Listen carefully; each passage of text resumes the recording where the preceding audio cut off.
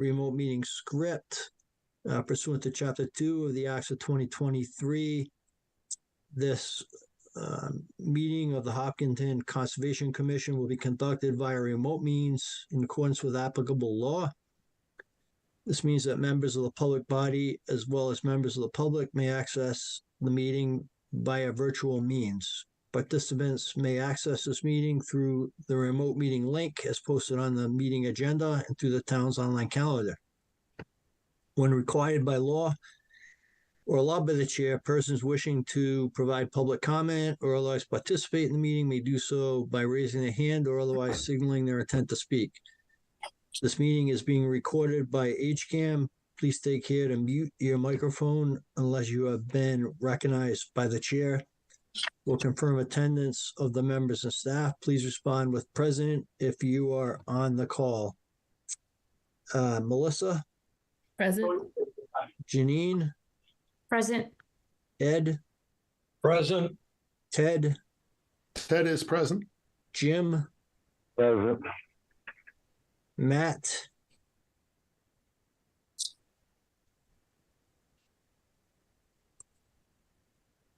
Matt, are you with us? I thought I saw you joining. Okay, so Matt's coming in now. So staff, Kim? Present. Anna? Present. And Joe with Lucas Environmental. Present. Okay, and Matt, you're with us, right? I am. Okay, great. Okay. Thank you, everyone.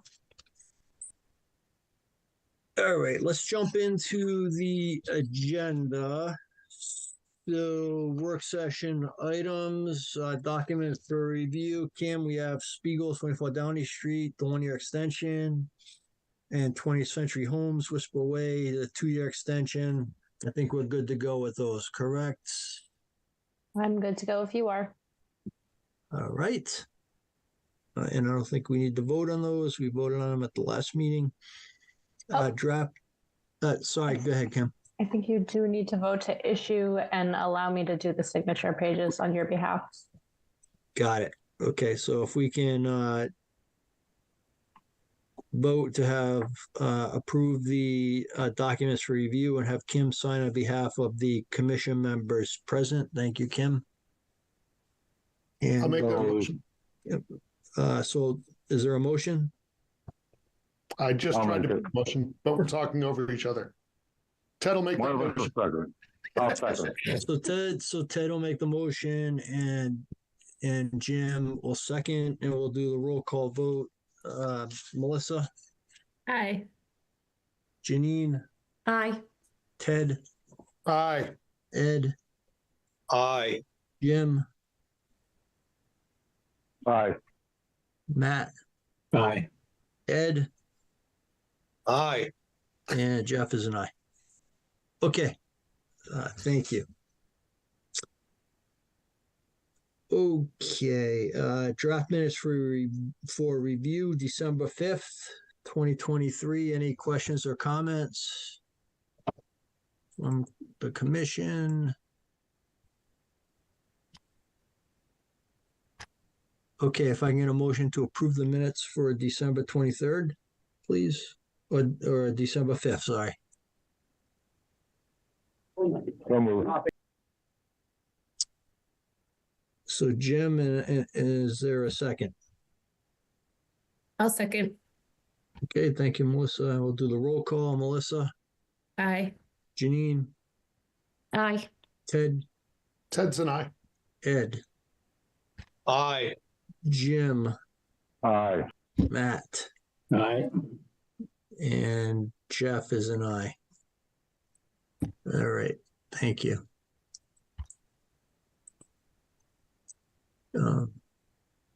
Okay. 20th Century Homes, 0 Wood Street, an informal discussion. I think we have Greg and Chris on the call from 20th Century Homes. Hello, Good evening. this is Craig. Good evening, Craig. Good evening. You want to give us a little background, please? Yeah, sure. So this is we're calling this the Whisper rear crossing to the land out back. The idea is we're talking about changing the crossing detail. The structure that I'm proposing to use is different than the one you guys approved a while back. Currently it's approved with a concrete box culvert set in the stream bed. And I've known this for a while, but I haven't had it in my head as a real job until just recently. We started walking this with open space in the fall. And so my head sort of just got in it when we started looking at things out there as a job. So this fall I went and started, getting prices for the culvert, and not gonna lie, I had like some sticker shock when I saw the box culvert prices. But more than that, I started looking at just the practicality of installing it.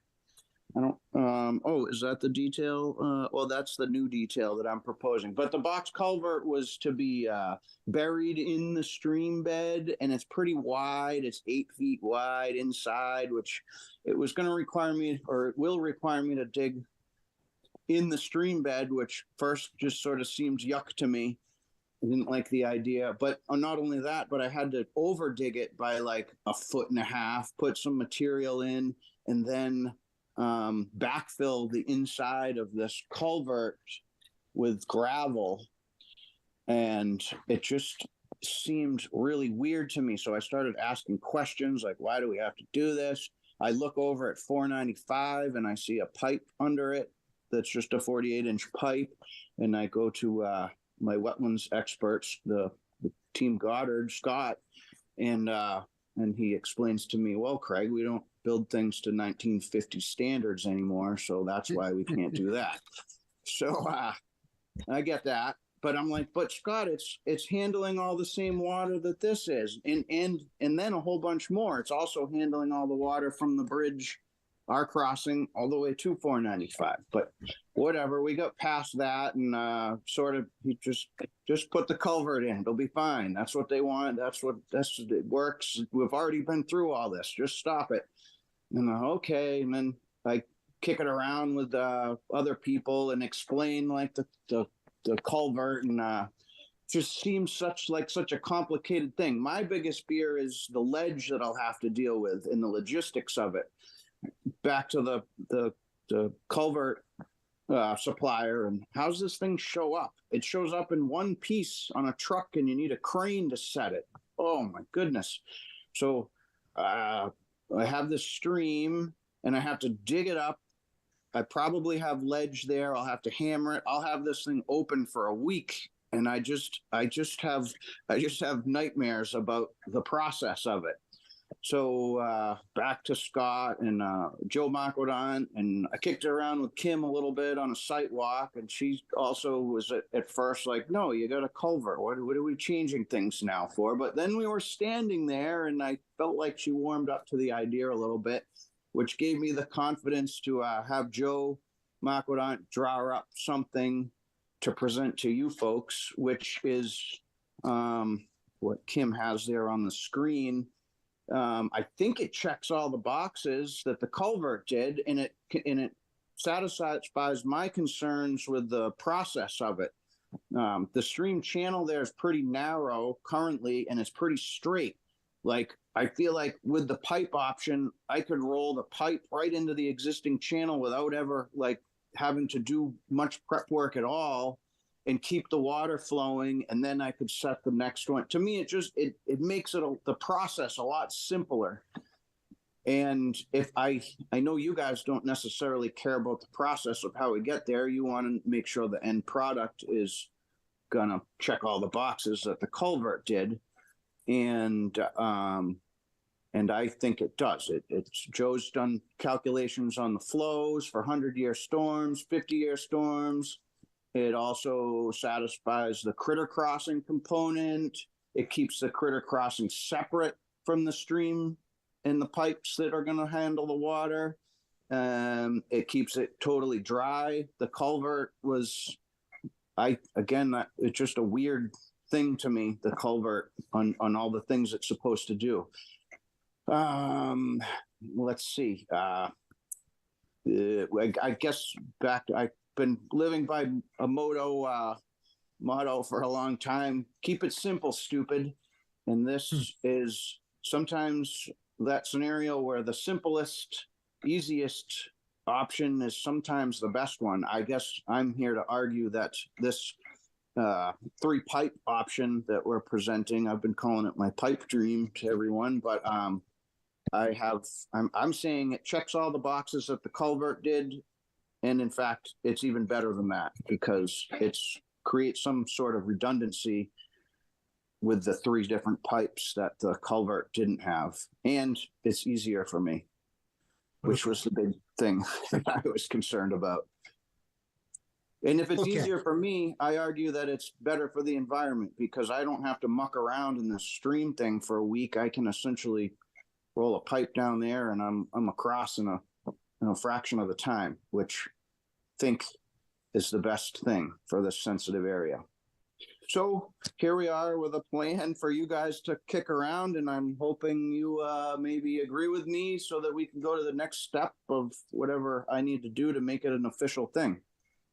If you guys were so inclined to think that it makes sense. Oh, okay. Thank you, Craig. So what you're proposing is replacing the box culvert with with 3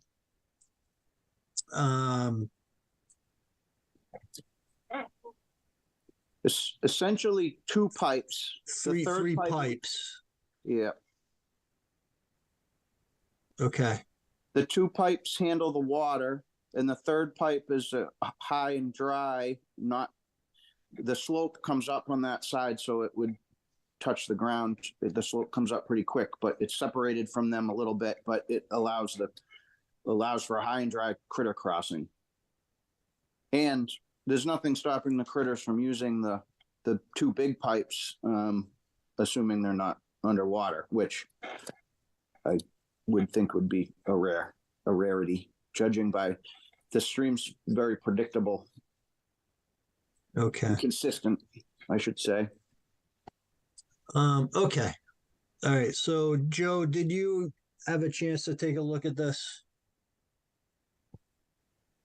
I'll jump in here, Jeff. This was this Kim. is our first introduction, all of Yep. us. Oh, this is an informal. Okay, correct. Mhm. Kim, sorry. Yep. Yeah, if you can jump in and help us understand what we're looking at here, that'd be great. Sure. So I did pull up. I can help ground us a little bit as well. I pulled up the map. So this is Wood Street. This is Whisper Way. This is the access off of Wood Street. This is one of the 2 of the last parcels in the development. And then this area right here is the crossing to this area of upland here. So this is the approved crossing area. And as Craig was saying, this is the general schematic. This is an intermittent stream, and it comes from an up gradient wetland and vernal pool, flows towards 495, where it goes under another culvert under 495 and goes off site. It is an intermittent stream. It has some surrounding BVW. I did find some photos that I had taken a few weeks ago. So here's the stream. Here's the upstream side. This is the downstream side. And then there is like an existing little makeshift wooden bridge that goes over it right now. Mm-hmm. So the applicant had proposed and the commission approved a box culvert, essentially. It's 1.2 times bank full width, which is about 8.4 feet. The applicant is proposing to move to 2 48-inch HDPE pipes and then that 36-inch critter crossing pipe. The grade here is kind of like goes like this. So like Craig said, it wouldn't be, this is not in the air. It's topographically in line with the ground surface. This is another helpful diagram. Existing grade. These are the culverts, 1, 2, 3, and then the proposed grade. My question to the applicant would be, how does the design change further the interests of the bylaw over the approved design? So specifically with the interests of flood control, erosion and sediment control, storm damage prevention, fisheries, wildlife, and wildlife habitat. So those are named functions and values in our bylaw. So I guess I would want the applicant to prove that the proposed design furthers that over the approved design. And I would just point out that this crossing is not subject to stream crossing standards under the Wetlands Protection Act or any of the federal permits because it is intermittent. However, the concepts that are in the stream crossing standards have been researched and proven, and maybe something that the commission wants to consider. So the box culvert design did meet the stream crossing standard requirements. The culverts, I would be curious to know if they did. The typical problems that we have with culverts are undersized crossings, shallow crossings, and crossings that are perched. And then the last thing that I would point out is I appreciate the drainage analysis that was provided. I did want to point out that the analysis was based on the NOAA Atlas 14 data, and the town and the DEP, the state DEP, are actually moving towards NOAA plus, which is the 90% confidence interval. So I would love to see the drainage calculations with the NOAA plus data, just so that we make sure that if we do put these in, they aren't undersized at the design point. That was a lot. Those are my thoughts. Yeah, so agreed, certainly with your last point, Kim, we need to use the NOAA, plus standards, I think, in evaluating the precipitation, first off. I'm a proponent of box culverts and not the, rounded conduit type of crossings, but I'm going to defer to Matt and Melissa, our professional engineers on the commission, for your input, if you would. Yeah. I do have one comment, Jeff, in that regard. I know that if we're trying to match stream crossing standards similar to the original design, for pipe culverts, they're still supposed to be embedded in the stream about 2 feet, even if it's a round pipe culvert, like 25% of the pipe, so that it provides that flat bottom, to make it mimic more of the stream where you're putting that pipe. So I think that's a big difference here between what we had before and what's being proposed. So I think, a round pipe might be okay, but I think it would still need to be embedded in the ground with some natural substrate, if that's what we want to maintain the original intent. Yeah. So I guess a question to the applicant: why are we changing the design? So it's a box, it's a box culvert initially proposed. Why are we changing the design now? Well, again, it just seemed as though I could put one pipe in without too much disturbance. The water could flow. And then I could put the second pipe in. I understand if I have to lower that makes sense to get some natural substrate in the bottom. Why? I was just fearful of this big, massive, flat area that I have to prepare to set this big concrete structure. It just seemed like it was very disruptive to the area, and the logistics of it seemed difficult to me. Whereas the pipe, I can do half and half. I can let the water flow and work on the other side. Just easier construction. That's about all. Okay. And Mr. Chairman, this is Scott Goddard. I've been working with. Yeah, Frank on this discussion. Scott, can you hold on 1 second? I Yeah, got sure thing. Matt wanted to provide comment, and then we'll get you after Matt has his comments. Thank you. Thanks, Jeff. Yeah, just one quick comment and a suggestion. It sounds like we're dealing with an intermittent stream, which would indicate that it's not flowing year round. So that provides some opportunity to work in the dry. And if the concern is working in the stream bed with this closed bottom culvert, that would require backfilling internal to the structure. I'd suggest taking a look at open bottom 3-sided culverts that won't require you disturb the bed as much as a closed bottom would. It would also meet the stream crossing standards that the original approval did. So open bottom rounded culverts, Matt? You could do an open bottom arch culvert. You can do an open bottom 3-sided concrete culvert. It would be similar to what the original proposal was, just instead of a solid bottom, you'd have 2 footers that run outside of the bank. So you'd be working, on the edge of the wet or the edge of the stream bed, but not actually having to tear up the entire stream bed to embed a new, closed culvert. Okay. All right. Yeah. So, okay. Yeah. Okay, Scott, go ahead. Yeah, sorry. I wasn't going to add much more since this is just an informal discussion and you have a long agenda this evening.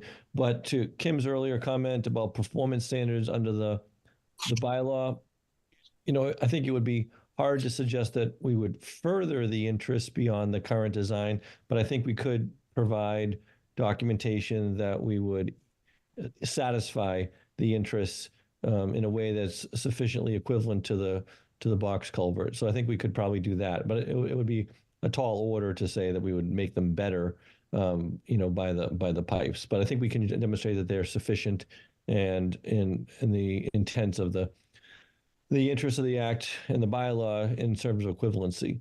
So we could probably do that. And the purpose of tonight really is kind of to take the temperature of the commission for its appetite for this modification. And if it seemed reasonably appropriate, the next step on our side would be to come before you with a formal amendment request to amend the order of conditions. So you're not deliberating, and I'm not suggesting that it was said this way, but I just want to make sure everyone understands we're not deliberating on a formal request that needs a vote or an amendment request, but that would be the next step for us, would be to come back before you with a amendment to the order with this change, or some something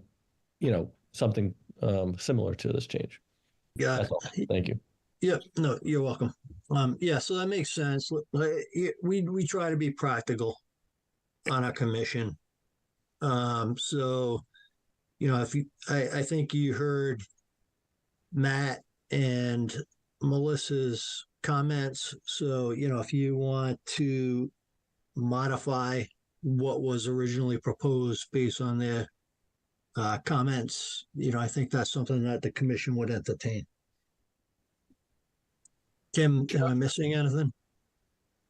And yeah, of course, if there's any comments from the commission, feel free to jump in. Jeff, this is Ed. Yeah, go ahead, Ed. I would support an open bottom box culvert. Okay. Thank you, Ed. Matt, did you have a comment? Yeah, just in the interest of, addressing what Scott said and what the applicants here are looking for tonight, I in favor of a solution that does not meet the stream crossing standards, given the original approval met those standards. So just to be clear on my position of.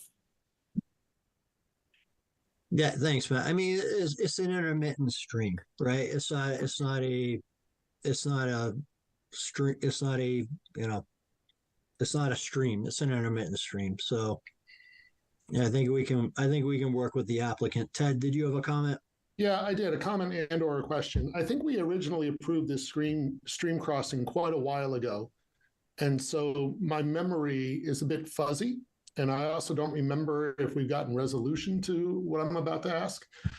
I think that I voted against the stream crossing because it was unclear why we were crossing the stream back then. There was kind of a vague reference to agricultural uses on the other side of the stream. And to me, it felt like a bridge to nowhere back when. And I think that's why I voted against a stream crossing. Is there any more clarity to what the goal of crossing the stream, other than to get to the other side, is?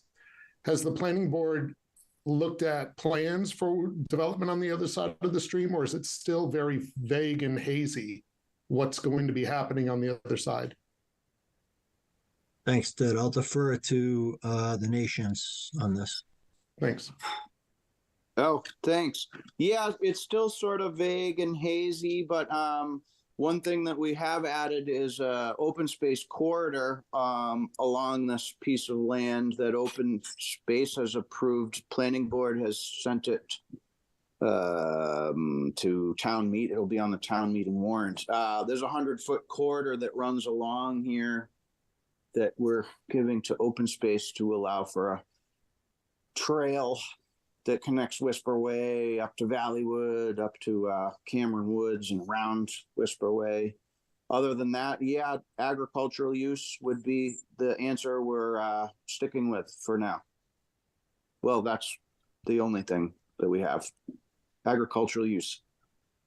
So I know we're not voting right now, if I could, Jeff, through the chair, but given that I think I didn't vote for the crossing before, I don't know what that would mean for me on a change to the mode of the crossing. I would have to kind of think about that. But I really struggle with playing with an intermittent stream bed if there's no stated reason to get across it other than we want to get across it. So I'm not sure what that would mean for a vote on a change for me, but that would be a concern I still have. I guess just from our sense, agricultural use is a valid reason to get to our land. But Okay. I appreciate the three-sided culvert instead of a box. That certainly helps me, or it answers my concerns. If I do have to step over ledge, it gives me the ability to step over ledge without having to blast. I think that would help me for sure if you guys were open to that instead of the full box. Maybe we look at that as a alternative. Yeah, I think we're certainly, we're not fixed. I guess the box culvert was what was proposed, but we're open to, options if the commission, feels that it meets the, requirements of our bylaw and the act. Greg, if that makes sense. Yeah, I got it. Okay. It's funny because Whisper Way alongside of 495 with the traffic is kind of, I just find that funny. Whisper, yeah. Anyways, okay. Okay, thank you, Craig. All right, thank you. Thanks Okay. for your time. Have a good evening. You too. Bye.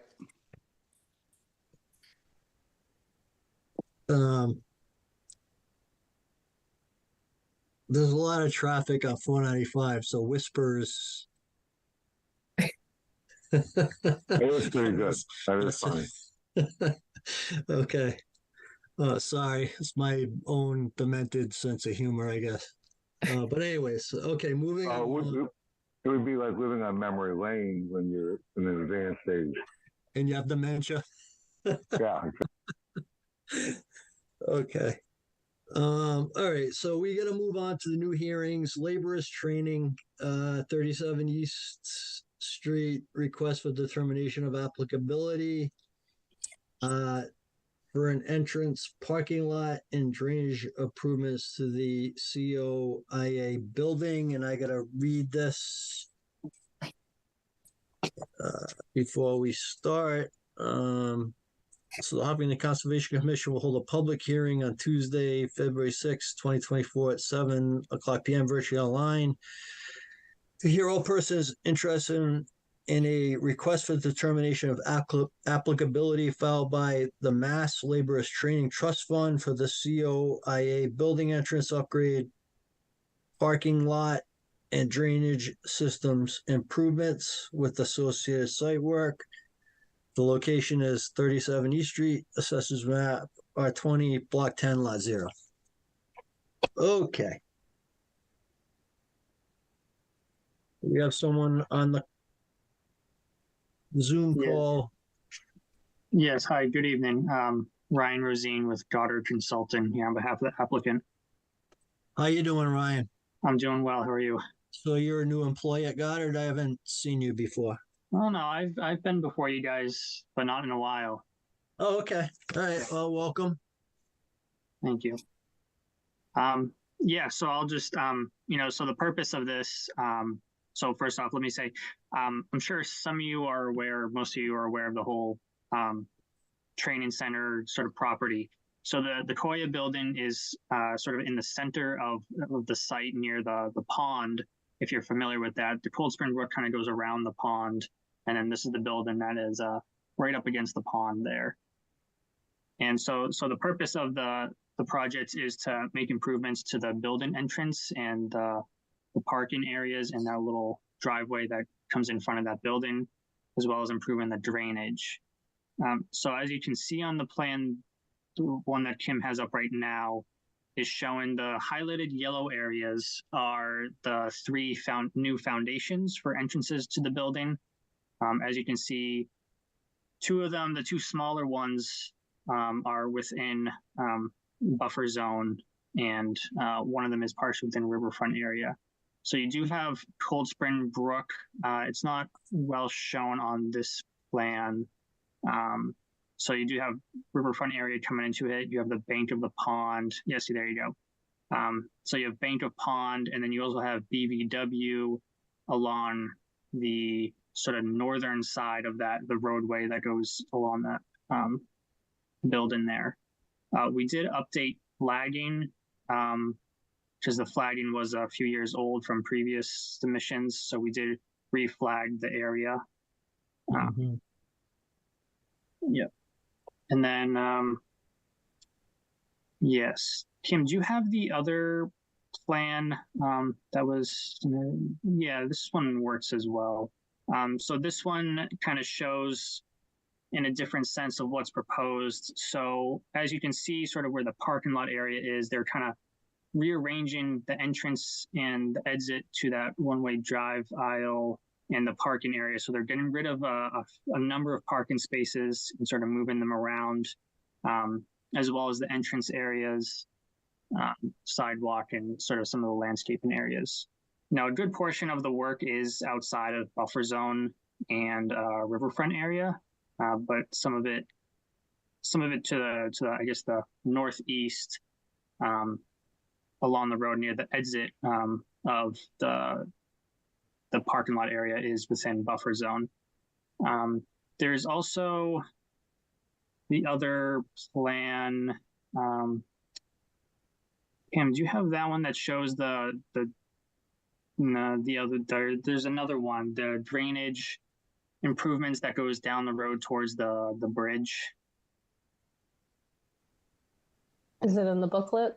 It should be. I can pull it up too if you need, but I think it should all be in there. Yeah, that one right there, that one. Yep. Yes. So this has all the updated flagging and everything on it. So there you can see Cold Spring Brook up there. Yep, there you go. And then the BBW there. So the other portion of the project is to improve the drainage for this area. So you can see coming out of the parking lot area, there's drains, and then going down the roadway towards the stream. And there's a storm scepter unit and an outfall, close to the river there in the BBW. So that's for drainage improvements to the area. That, Got it. Yep. Yep, go ahead. I was just going to finish up. That pretty much covers the proposed work under the RDA. Okay, thank you, Ryan. Okay, so Joe, did you want to go through your comments, please? Sure. I did somewhat of an abbreviated review of the entire filing. I did go out to the site and review the delineation, and it was the BBW delineation looked fine. The bank delineation, it looked like it was pretty good. It was a little bit difficult to tell for sure because of the high water level in the pond and the pond being iced over. Couldn't tell for certain what was the first break in slope. There were a couple of locations kind of in the northeast corner of the pond where the slope did extend above the flagging to a break, but it was not clear because of the ice cover whether there was a break below that is just underwater right now. Under the bylaw, as you know, the top of bank is the first break in slope or the high water level, whichever is higher. But in general, the bank flags were about along the existing water line. There were just a couple that I couldn't be sure on because of the location of the first break was not apparent. Okay. The mean high water flags for the perennial stream also looked good. There was one flag which I thought may have been a little bit too far down gradient. It's let me check which one it is here. I think it was flag B4. There was flooding well up gradient of that. Again, water level is pretty high right now. There's flow coming down from a small stream in that area, but it looked like there was a high water flow channel up gradient of where that flag was. So that's a little bit north of where the circle is right now on the map. Kim, are you highlighting those? Attempting. I'm just kind of. That's awesome. Thank you for doing that. Highlighting the resource areas generally. Yeah. No, thank you. That's awesome. Sorry to interrupt, Joe. Go ahead. Sure, no problem. I think my biggest concern was the location of the drainage structures right next to the stream, with the proposed storm scepter unit and the outlet and the riprap. Those are quite close to the stream. They're in an area that is currently vegetated. There's a couple of oak trees there that would likely need to come down. They're right in that area. And being that this work is proposed within the riverfront area, right next to the stream, and also within bordering land subject to flooding, it looks to me to be the work within a resource area that would require a notice of intent. I think by regulation, I think the storm scepter unit also would probably require some dewatering when it was being installed right next to the stream there. I think they probably have to go down at least 8 feet or so over that unit based on the detail sheet. And I think you're probably going to almost for certain hit some groundwater in there. So those kinds of details would need to be provided also. So I think without getting into any other aspects of the project, I thought that particular work being proposed within 2 resource areas by regulation would require a notice of intent filing. Yeah, I think my sense is I agree with that, Kim. What's your opinion on that? Yeah, I agree. I mean, generally in riverfront area is a resource area, and it triggers a notice of intent for us, and or within 50 feet, and that no disturb is also a trigger for the commission, and historically has been. Yep. So I did talk to the applicant about that as well. So Kim, the other thing that so when laborers training came before us, I think it was 5 or 6 months ago, I think we put them on notice that, we need to do a new resource area delineation for the site, right? I think what they've been working off of, I know that in this situation, we've identified the resource areas, but what's your thoughts on that, Kim? Yeah, so the ANRAD that was in place has since expired. So any subsequent applications would require a fresh delineation. That is what occurred here. Resources in proximity to the project were delineated. So if the applicant would like to move forward, if they had more projects in mind, they would need to do, a delineation each time. Okay. Or if they wanted to, if they felt that it was pertinent to the amount of projects that they still have moving forward, they could file a fresh ANRAD and then go through that process, have the commission reapprove the boundaries, and then avoid that that part of the process with subsequent NOI filings. So in that way, it may expedite future projects, but certainly the methodology for that is the purview for the applicant. Okay. But we will no longer be accepting the old flags without a refresh and fresh flags and BBW forms. Got it. So in this case, we're in good shape because they did do that. Yep, and Joe was out there to confirm it. Okay. With the exception of Joe's comments, of course.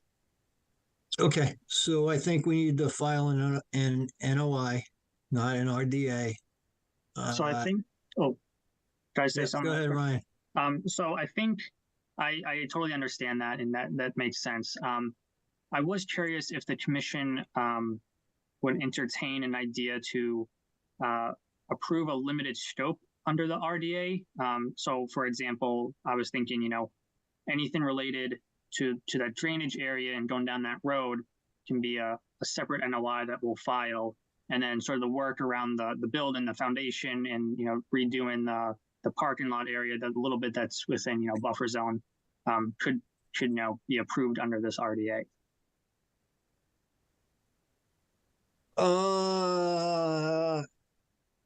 Okay.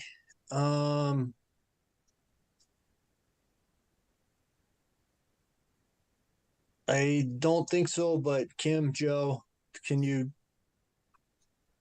kind of jump in? I mean, I think it needs to be either the RDA or an NOI. But that's my...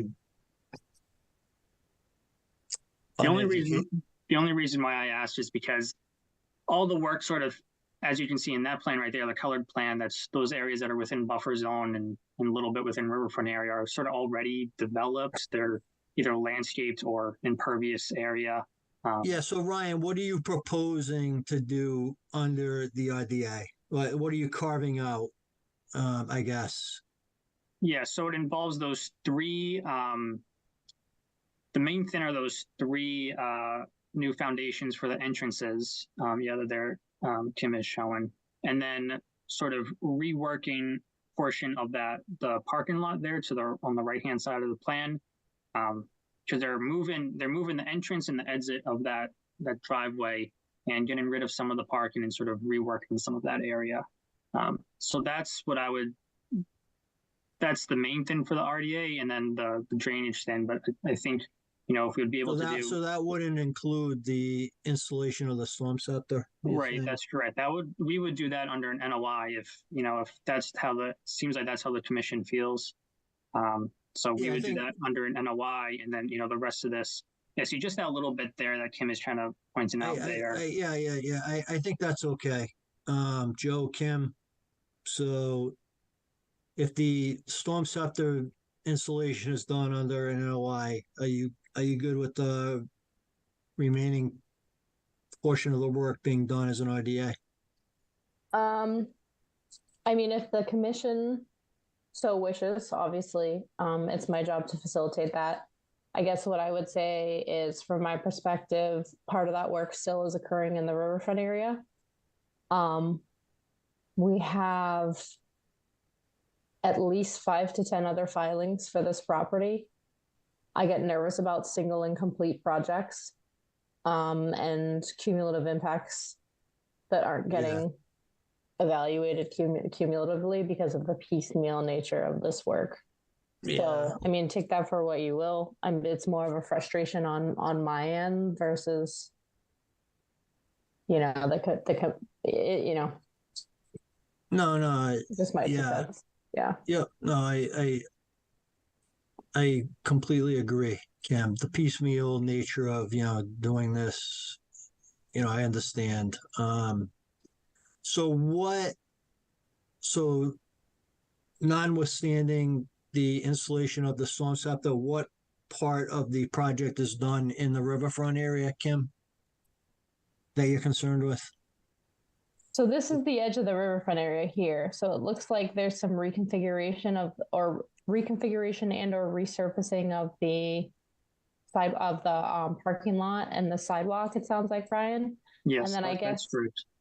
I guess my And other that's concern all is and Kim, sorry to interrupt, but that's already previously disturbed area, correct? it is. Yep. It's already there. My other concern would be if we allow the work under the RDA to move forward, will the applicant come forward with the storm scepter improvement, or, is the incentive still there? Certainly right now the country drainage just kind of runs off and goes into the river here. So there is an improvement here in terms of stormwater that's proposed. So I feel more comfortable tying them together in terms of making sure that we're getting the improvement. Yep. No, that makes sense. I guess I would say that this isn't probably the last project that they're going to be doing at the laborers training. So I think we have some ability to, make sure that the storm scepter is installed at some point. But I understand, Kim. Let me open it up to other comments from commission members on your thoughts about this.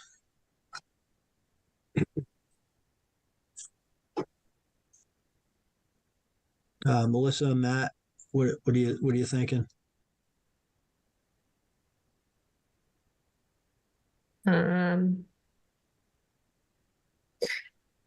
Yeah, I am curious what the motivation is to do the drainage work.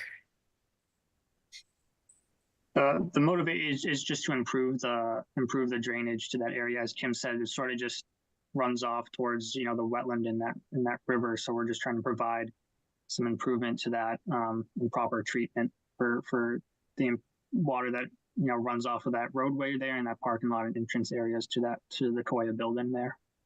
Through the chair. Yeah, go ahead, Kim. Melissa, this is something that I had pointed out to the applicant on a site walk as being a less than ideal condition. So I think it's, something that they're trying to offer as a good faith mitigation measure. Yeah, I think I'd be more comfortable with it as one application because I feel like they're tied together and related.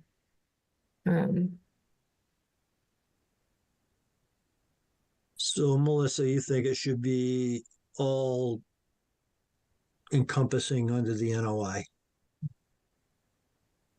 I think so. Okay. I would tend, That's just my opinion, but yeah, I would tend to agree with Melissa on that, especially given what Kim just said, that the stormwater improvements are really a supplement to the other improvements that they're planning on completing. I'd like to, and also the whole riverfront area and potential impacts for these other projects. I think it's important for us to understand where they sit relative to allowed improvements within the riverfront area. And that would be something that we could accomplish through an NOI. Okay. Thank you. And I want other comments from other commission members. I was just deferring to Melissa and Matt because they're professional engineers, but the comments from other commission members. Yeah, I'm still digesting it. Okay, I agree with Ryan. Sorry, but I'm on board and defer to Melissa and Matt and Kim's recommendations on this. So I think you need to refile this under an NOI. Okay, no, I totally understand the commission's concerns with separating the sort of two parts of this. So we can do that. Okay, great. Thank you. I appreciate it. Through the chair? And yep, go ahead, Kim. Just procedurally, would the applicant like to withdraw without prejudice, or would you like for us to vote on it? I think we'd probably want to withdraw without prejudice. Let me double check. Actually, Scott, are you still here? I think that's the way to go, Ryan. Yeah, but... I think so. Instead of I am still on the call, Ryan. I would agree with that. That probably is. It's just cleaner, less paperwork. If we know what the outcome is going to be, there's no need to have a positive determination just in the file. So I just wanted to totally confirm. I think that's clean. I think George is on the call too. So George, if you disagree with that, speak up now. But I think that's the right call. So, all right. Barring no comments from George, I'd say go for it. Okay. Thank you, Ryan. Thank you, Mr. Goddard. Okay. All right. Moving along. Woodson, what time we have here? Okay. Woodson, 41 Front Street. This is a notice of intent for an addition and deck. I need to read this. The Hopkins Conservation Commission will hold a public hearing on Tuesday, February 6, 2024 at 7 p.m. virtually online to hear all persons interested in notice of intent filed by Sam Woodson to construct an addition and a deck with associated site work. The location is 41 Front Street, Assessors Map R19, Block 22, Lot A. Do we have the applicant on the call? Yes. Hi, everyone. So we also have Tom here. Go ahead, Tom. How's it going, everybody? Tom Schutz from Goddard Consulting, also with Sam, who is the homeowner and the applicant of the notice of intent. Okay. Good evening, Mr. Woodson. Good evening, Mr. Schutz. Am I pronouncing that correctly? Yep, that's correct pronunciation right there. Okay. You're one of the few. All right. Can you give us some background, please? Yeah, absolutely. So you're currently looking at the site plan for 41 Front Street. It is an existing single-family house lot with a concrete driveway, a single-family house, an associated lawn with a shed as well. Wetland resources on the site include a bordering vegetated wetland, which are shown on the site plan with the label WF 1 through 25, which is shown on the current view. And then we also flagged a potential vernal pool based on RDA comments from Lucas Environmental through the RDA process that was withdrawn without prejudice previously. And the vernal pool flags are shown on the plan labeled VP and a number. Kim is currently running over with her mouse showing the edge of that. Mm-hmm. Off the wetland, we have the 25-foot buffer zone, the 50-foot buffer zone, and then the 100-foot buffer zone as well. And finally, we have the 125-foot buffer zone from the potential vernal pool, which is encompassing the majority of the lot. And again, she's running her mouse over the edge of the buffer zone there. So the applicant is proposing a 340 square foot addition, which is going to be on the eastern side of the existing single family house, all within lawn. And they're also proposing a 192 square foot deck, also within lawn on the southern portion of the northern portion of the addition. Again, all within lawn, and within the 100-foot buffer zone and 125-foot no disturb buffer from the potential vernal pool. So we're currently looking at the spot where the addition is going to be put in place. Again, all within lawn. The deck is going to be put to the north, towards where the playground is currently showing on the picture that we're looking at right now. So, yep, that's what the applicant is proposing. If you have any questions, I'd be more than happy to answer them. Okay, great. Joe, can you please go through your comments? Sure. As Tom had mentioned, I had reviewed the previous BBW delineation and had only, I think there were 2 comments on flags, WF6 and WF8. Those revisions have been made on this plan, although I note that the revisions were not made in the field. There's no corresponding flag in the field. It's only being shown on the plan at this point. As shown in the plan, I'm in agreement with the BBW delineation. I was out recently to review the PVP delineation and agree with that. It's a little tricky in a few spots, but I think that's pretty accurate as far as what is shown in the plan. Also, I'll mention a few things that were brought up under the RDA review, just to enter them under the notice of intent discussion. There is also a BBW located directly across the street, which was ponded both in my previous inspection and recently. That initially I had thought that might be connected to a certified vernal pool located within the same general wetland across the street. Looking at it a little more closely, when I was out there this last time, it looks like it is a separate area, not connected to that certified vernal pool, but it also does appear that it could be a potential vernal pool on its own. And that's located about 8 or 10 feet from the, I think there's a utility pole shown on the site plan. There was, it's about 8 feet, the edge of that wetland's about 8 feet below that. It's on the other side. It's pole 58-1, shown at the very bottom of the plan. You can't see it right now because the hand is wiggling. There you go. So the wetland edge is about 8 feet below that, and again, a potential vernal pool there would extend some buffer zone onto the front part of the site, but the proposed work is already within the 125-foot buffer of the other potential vernal pool. I also did look at, there's a mapped potential vernal pool shown generally along the eastern, northwestern portion of the property, which I hadn't inspected last time to see if the potential vernal pool on the property was connected to. It does not appear to be connected to that potential vernal pool, the map for potential vernal pool. But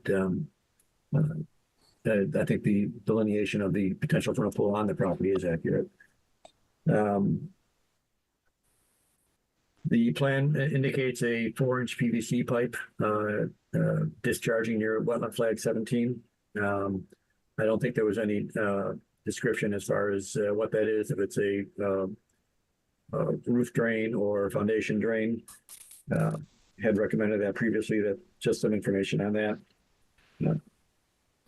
I also noted previously that there were the cut tree stumps in the area of the proposed work. That's now shown on the notice of intent plan. I don't know if there was any permit issued for that work, or if there was any discussion of those trees being cut previously.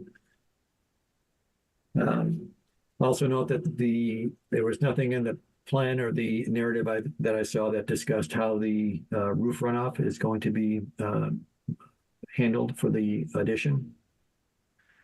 I also noted that there are no PIB locations noted on the plan. And also had recommended that the plan provide a erosion control detail.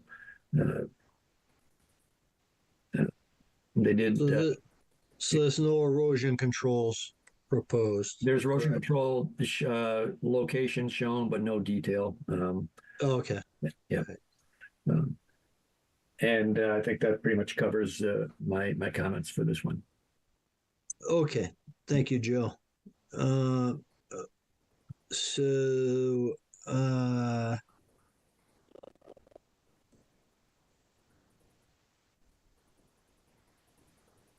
Is the addition and deck being constructed in previously disturbed area? I guess that's the first question.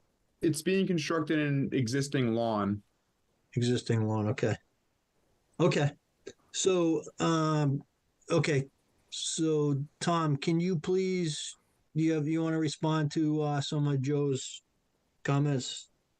So I don't know if Sam, if you can expand on the stumps, what your plan to do with those are. Sure. If you want, you're going to remove them, leave them in place. Well, not so much whether they're being removed. I mean, those, I think the trees were in buffer zone. So, the question is.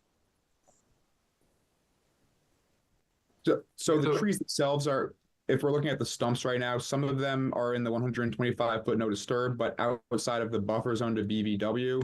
So if the commission needs a replication of those trees somewhere on site, maybe more to the north, away from the lawn or at the edge of the lawn near the BVW within the buffer zone, we can certainly talk to the applicant about that and discuss and come back with a revision if deemed necessary. But yep, right now, I think we do deem it. I think we do deem it necessary, so that would be great. Thank you. Would you like a 1-to-1? 2-to-1. 2-to-1, and we would be just replacing the ones within the 125-foot buffer zone. So the 12-inch, 8-inch, and so essentially 4 trees, correct?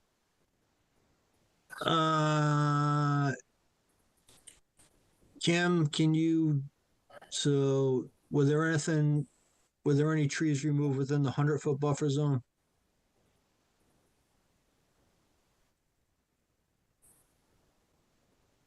It looks like there's the 8-inch and the 12-inch, 24-inch. Yeah. The 2 24 inches, and then so 5 trees it looks like in total, if I'm not mistaken. And you can certainly confirm that. I think that's correct. Looking at the map here. And if it's at all helpful, we're planning on, our neighbor's garage is right over the property line and things. So our plan is to put in probably some fir trees of some kind or something along those lines. So we're happy to replace those 2-to-1 as you see fit. So that's not a problem at all, and we can add that in as needed. Yeah, no, that would be great, Mr. Wilson. Thank you. Through the chair. Yep. Go ahead, Joe. Yeah, just a reminder, there is the wetland across the street, which may be a PVP also, which casts the buffer onto the front part of the lot, and it may include some of those additional cut trees. And I was just gonna say, out of precaution, I mean, we can just we'll plan on putting 12 trees in, or 12 trees in, I believe, is the total number there. Yeah, Tom, if you can take a look at that and just get back to us. We'll make sure that we have the correct amount of stumps to trees going in and provide a planting plan associated with that. And we'll certainly work with Sam to provide that and where he would like them on the site too, to kind of work with what he has planned, and then also working with the commission, certainly. Okay, great. And there's a couple of the kind of I's that need to be dotted and T's that need to be crossed, right? Agreed. Okay, so questions, comments from the commission? Yeah, Jeff, this is Ted. Yep, go ahead, Ted. Did we get an answer what the PVC pipe is doing? So I can provide an answer to that. So that's it. That's existing when we purchased the home. So if you see it, it begins in a stairwell, and that's a kind of a recessed stairwell. It goes down about 3 feet to the door to our walk-in basement. So that collects water there and then drains the water from that concrete stairwell off into the woods there.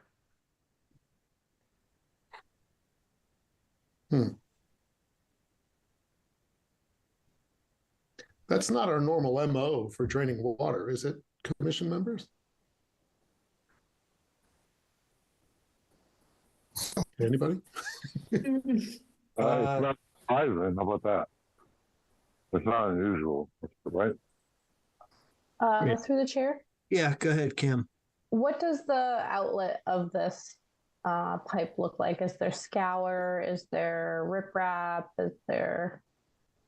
It's just open. Okay. Can the pipe be shortened so that it's not going all the way to the edge of the wetland, and then some type of, I'm not sure how much flow it takes, but some type of riprap, some way to dissipate it and slow the flows before it makes its way to the actual wetland that has a PVP in it? I'm sure that would help the water quality and velocity a little bit. I don't know. What do you guys think? Through the chair, this is Ed. I'm looking at the picture of the aforementioned white pipe where it exits, and it looks pretty benign there to me. I mean, I see no sign of scouring or anything. I realize I'm looking at a picture and not the real thing.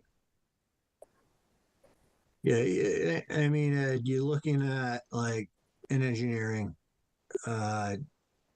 so that's not going to depict any kind of scouring or anything. But go ahead, Matt. Yeah, I wouldn't say this is an atypical situation. A lot of these homes that were built around this time have these recessed stairwells going down to the basement. So it's likely just a floor drain that's capturing, runoff that may seep down to that stairwell or what's falling out of the sky. So I wouldn't expect there to be any substantial flow that could create scour or erosion. It's a historical pipe, so not ideal that it goes down to the wetland, but not an area that I'd expect to create any concerns. Yeah. Mr. Chair? Yeah, go ahead, Joe. Yeah, there was no evidence of any scour at the outlet of that pipe. It's just kind of an open pipe at the edge of the wetland. Yeah. I think it all makes sense. Matt, you don't have to raise your hand. Just you can speak up. But I don't think we want to be overly burdensome on single family homeowners. It's a discharge pipe. It's a basement. I think it's a basement. Outflow going to the wetland. I mean, to me, it's kind of a de minimis type of flow. So I don't think it's. I'm not too concerned about it, I guess is my point. Through the chair. Yep. Go ahead, Ginny. So there are no PIBs on the plan. Is there a record in old filings of where the PIBs are supposed to be? Or if not, do we want to establish them now with this filing? Through the chair. Yeah, go ahead, Kim. This is an oldie, Janine. This would be establishing. Okay.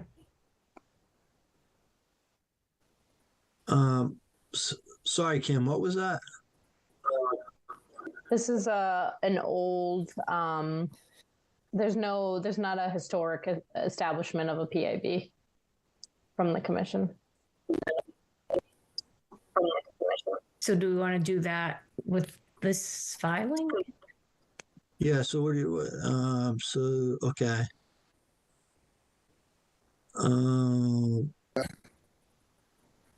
Yeah, so I guess what do you mean, Kim? Do we not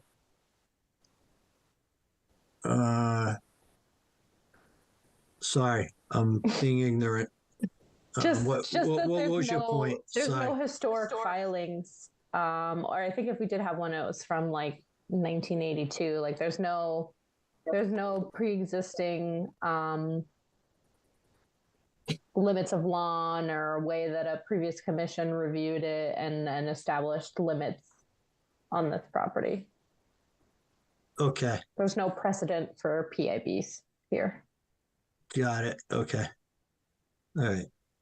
If it's helpful, I don't know if this would meet the PIB recommendations that you would put forward, but along the lawn line behind the shed, we were hoping to put a little split rail fence. We'd be happy to put the PIBs there, or wherever else you recommend we put them. But just so you know, that was a thought that we had to maybe put a fence there anyway. We have a 7-year-old, and he often runs around out there, and we don't want him getting too close to the edge of the the drop off down there. So.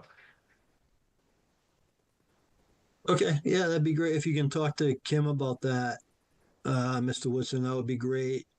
And again, I think there's a couple things that need to be kind of tightened up in this application. So I think we'll just continue this out to the next meeting if that's okay. Okay, great. And actually, quick question before we move on. So when it comes to rainwater runoff, Nick is here from Neelan Construction, the company doing the addition for us, and I wanted to just quickly clarify what you would propose or what you would recommend for rainwater runoff. One thing Nick and I have talked about is a skirt of gravel around the addition, but wanted to see how that would, if that would meet your needs or your recommendations. Yep, that's fine. Either a skirt, around the foundation works, or alternatively, if you want to put gutters in, that discharge to a a pit. Mm-hmm. That's fine as well. So either one works for us, right, Kim? Yes.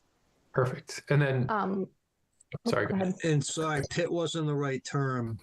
Sorry, it's getting late. I'm tired. I'm old. I can't think of the correct Dry well. Dry well, yeah. Thank you, Kim. Perfect. The dry well. Not pit. Sounds great. And then erosion control, Nick and I talked. Nick, we talked about silt fence and hay, right? Oh. Yeah. You're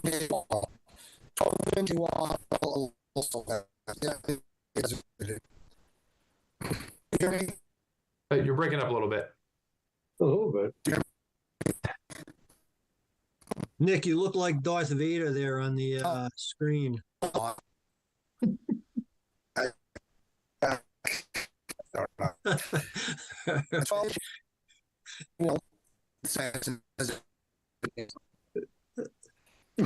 think we're losing him. But would that be sufficient? Would like hay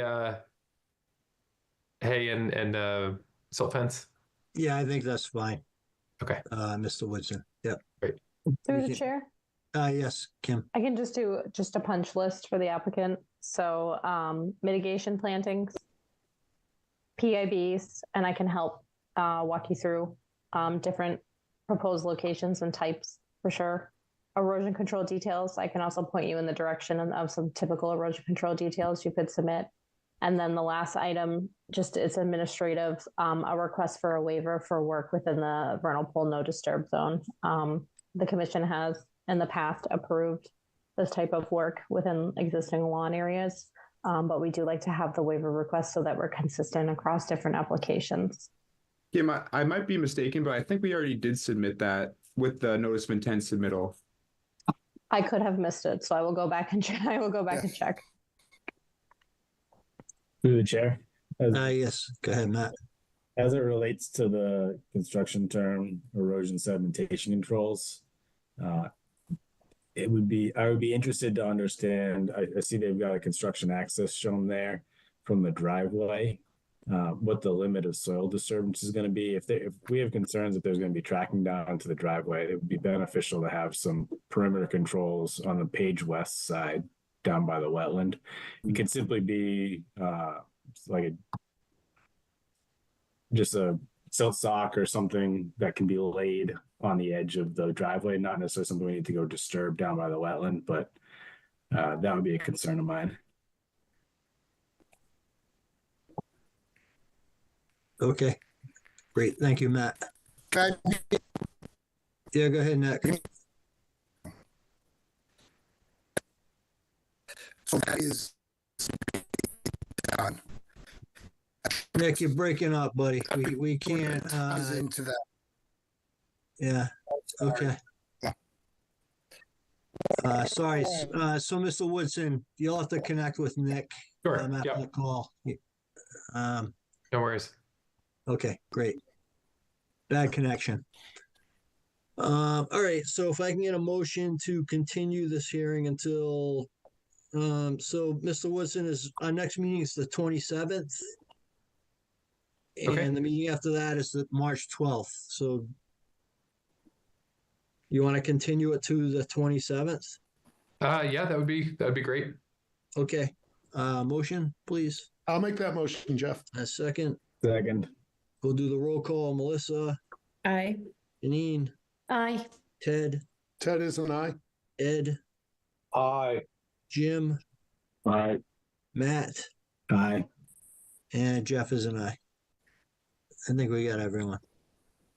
Okay, great. Thank you. Thanks, everybody.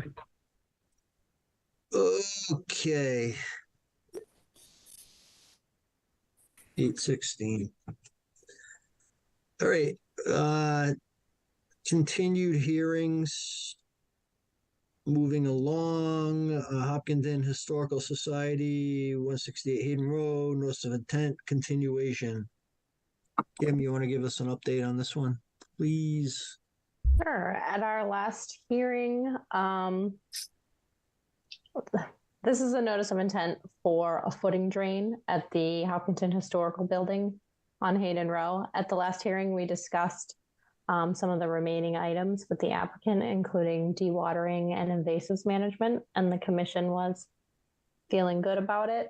We did not close because we did not have a DEP file number. So we got the DEP file number and there was no comments from DEP. So if the commission feels comfortable, I would recommend closing and then authorizing me to sign because we have a 3-week jump to our next meeting. Absolutely. So if we can get a motion to close and approve the notice of intent and for Kim to sign on behalf of the members present. I'll make that motion. This is Ed. And a second, please. Second. Janine made the second, and we'll do the roll call. Melissa, Aye. Janine, Aye. Jim, Aye. Matt, Aye. Ted, Ted is an aye. Ed, Aye. Jim,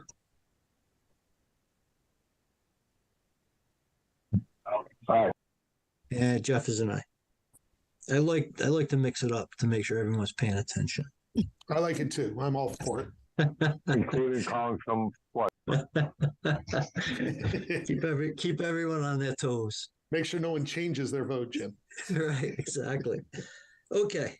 Wall Street Development, 12 North Street. This is an abbreviated notice, of resource area delineation.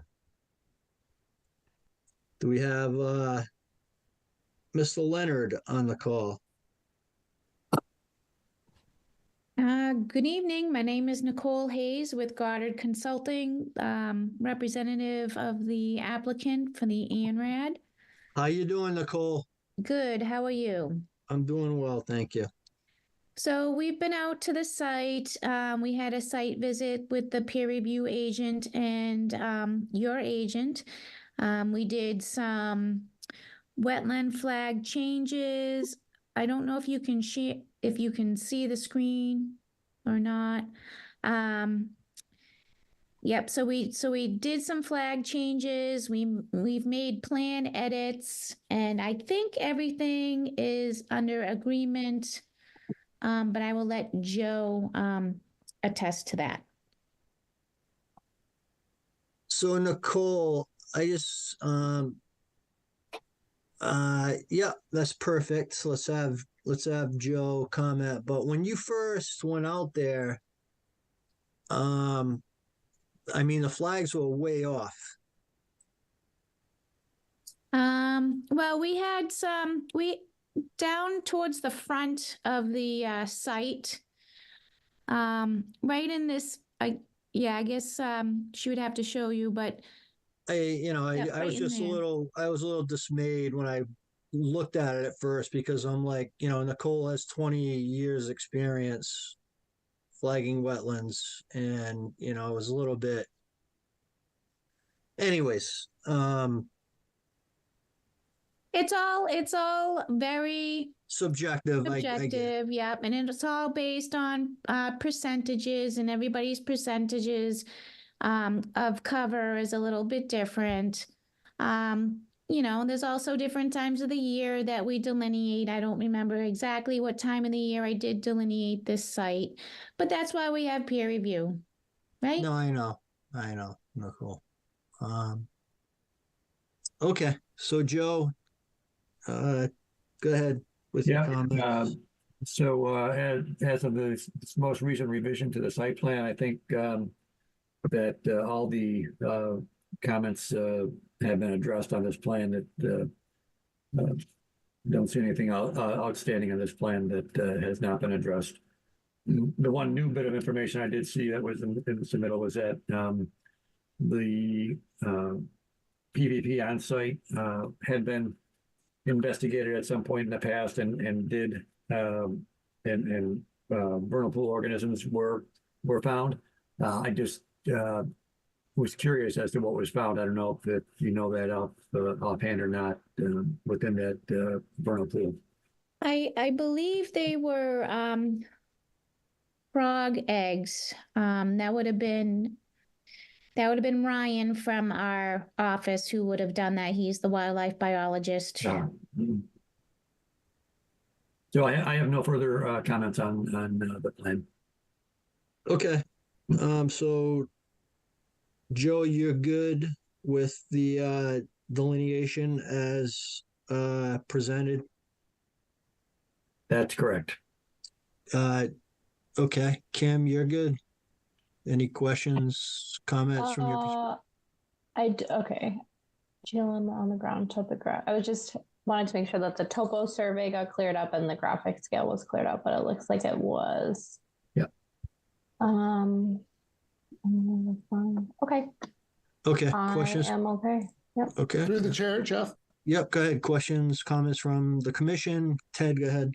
I have a request for you, Jeff. I think we have a number of members of the public interested in this hearing. And I wonder if you might clarify for the public what the purpose of this hearing is, what an ANRAD hearing is versus what might come next. It might be helpful to the public. Thank you, Ted. I can answer that unless you want to answer that. It's up to you. Go ahead, Nicole. Be my guest. You can answer.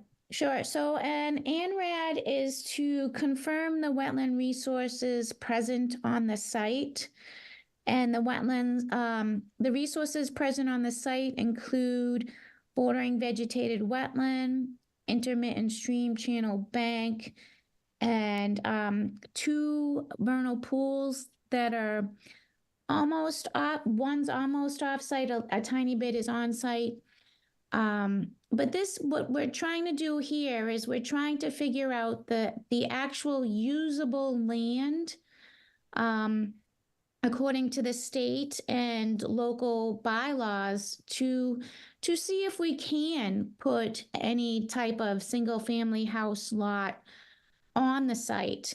Once we have confirmation of the wetland resources and the setbacks and the boundaries, then the engineers will be able to calculate if such a building or single family house is, it can be created or built on the site. So it's more of a foundation to get the information about the usable land.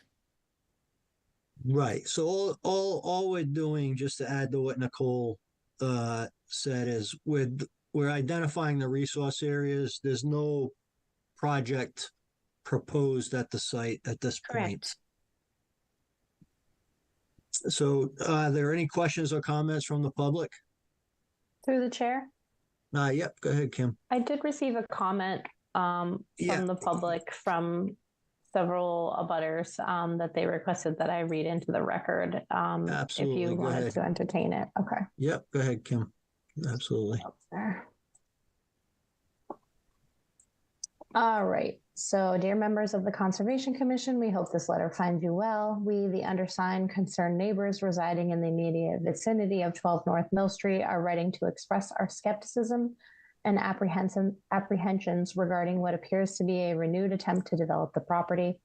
With such efforts having been twice denied in the past due to potential disruption to the delicate wetland ecosystem, we are both surprised to see this new flurry of activity and confused at the same time, as it seems highly implausible to us that the intervening years have made this site more amenable to construction. One of our primary concerns is the potential impact on wildlife in the wetlands. These ecosystems are inherently fragile, and any construction, particularly a prospective driveway that would cut straight through it, poses a significant threat to the delicate balance of the environment. It is near impossible to undertake such construction without causing substantial disruption to the flora and fauna that call the wetlands home. We urge the Conservation Commission to consider both the immediate and long-term consequences on the biodiversity of this ecosystem. Further, we are concerned about the potential negative impacts of flooding and erosion for the neighboring lots of land, as well as the main road. As noted during the public discussion, during the first item on the agenda of the January 23rd, 2024 meeting of the Conservation Commission, the increasing frequency and severity of weather events is already having an observable impact at construction sites in Hopkinton, and we think it would be prudent to prioritize limited disturbance in terms of various adjacent homeowners' properties. We do wish to have this letter read into the public record. We are aware this has been rescheduled multiple times. We want to ensure our collective voices are heard. And then just the residents. So 9 North Mill Street, 10 North Mill Street, 14 North Mill Street, 16 North Mill Street, and 3 Pine Tree Lane. Okay, great. Thank you, Kim, for reading that into the record. And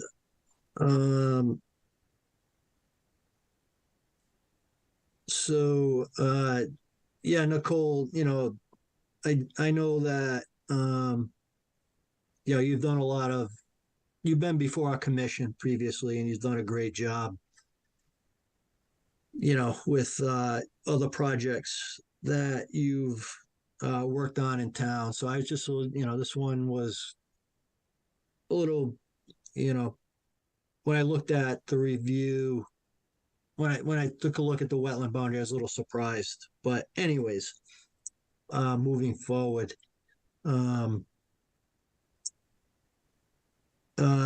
so I think, is there a motion to approve the wetland or the resource area delineation as discussed? Chair? Yep, go ahead, I Kim. just wanted to make sure you did open it up for any abutter comments that were here. Yeah, I think I did. Sorry. Yeah. Were there any other abutter comments? I know we read that letter into the record. Through the chair, this is Ed. Yep, Ed, go ahead. Can we get a little comment from Joe? Does he have an opinion on this? I think he already gave his comments, but Joe? I'm in agreement with the delineation as shown on the current plan. Okay, great. Thank you, Joe. So, Mrs. Ellen, did you have a question? Yes, I do. I was just a little confused by when this delineation of wetlands was most recently done. I walk by the property every day twice, and I've seen just an incredible amount of running water and standing water. And I just wonder when this was done in terms of the most recent delineation of the wetlands, and if all that's been taken into account. Yep, I will. Nicole, it was done at the end of 2023, correct?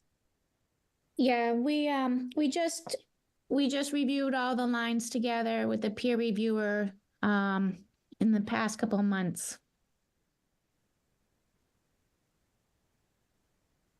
Okay, thank you. Okay, great. Any other questions from the public?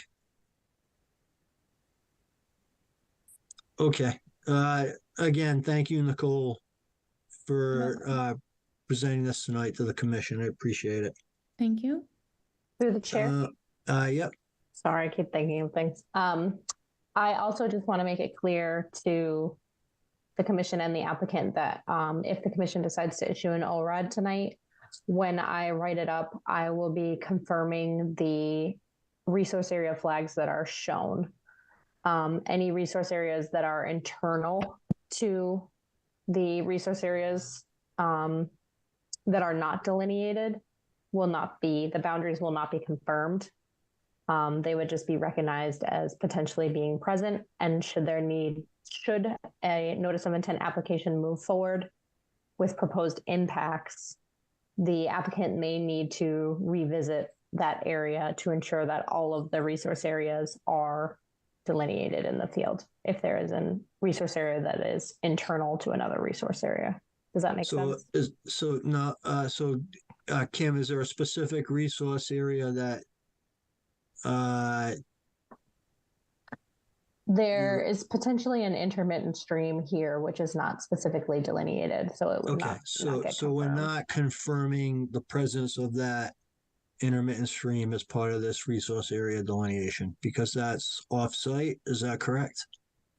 Because it was not delineated, therefore it is not being, it would not get confirmed.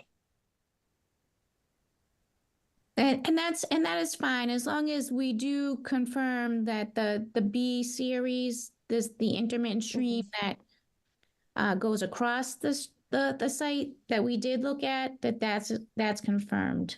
Yep. So Nicole, why wasn't the sorry, Kim, go ahead. Sorry. I just said the ANRAD will name the specific flags that we're confirming. Yep. So Nicole, can I ask you a question? Why wasn't the intermittent stream identified on the plan as a resource area? That one, it wasn't as apparent as the stream that was flagged. And it originally originated off site. It's hard to say if it even comes on the site. I mean, it's a drawing, it's a it just wasn't part of the It couldn't be field verified. Is that what you're saying?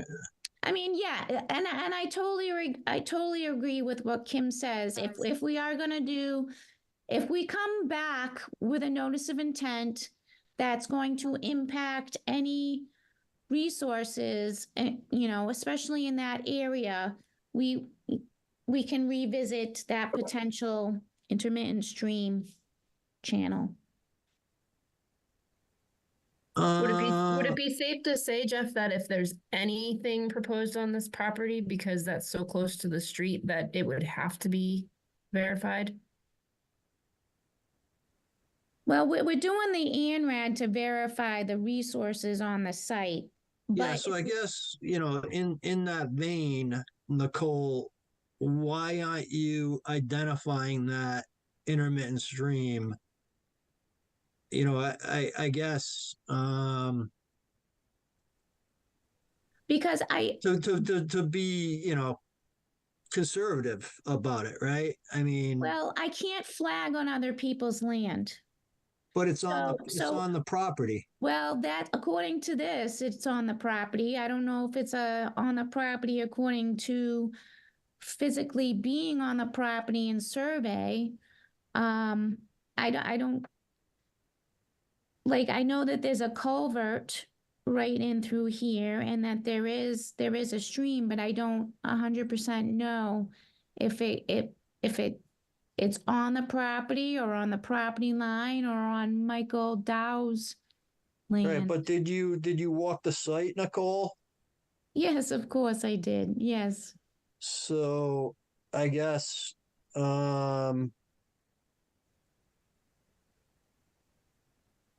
But I agree with what Kim said, and that's 100% fine. We can specify the flags that. Yeah, but I want to make sure the resources on the property are delineated properly. I don't want to do it. This is the point of the resource area delineation, is identifying the resource areas on the site, not later. So I guess, I'm thinking we need more clarity on whether that intermittent stream is on the site or not.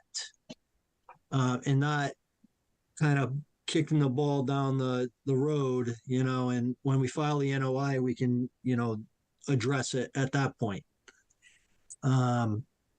I guess is my point. So, Melissa, sorry, I interrupted you. Go ahead. Hey, Ellen, I was trying to get on, but I couldn't.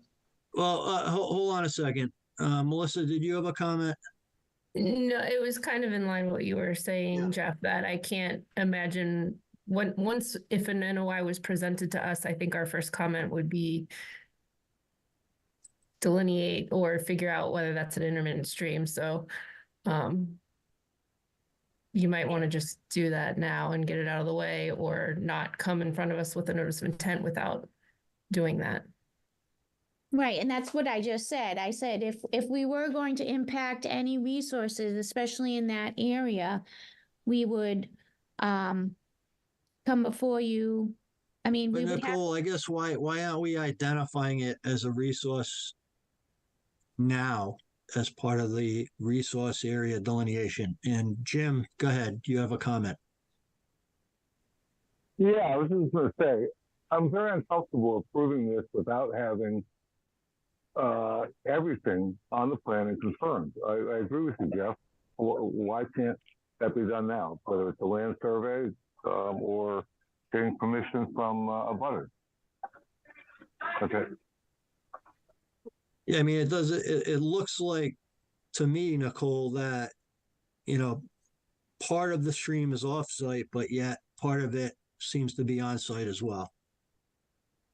I mean, am I not looking at this properly? No, I understand what you're saying. Yep. And if that's the commission's request, we can continue the hearing, and I can ask the landowner, for if that's what he wants to do, and move forward with that.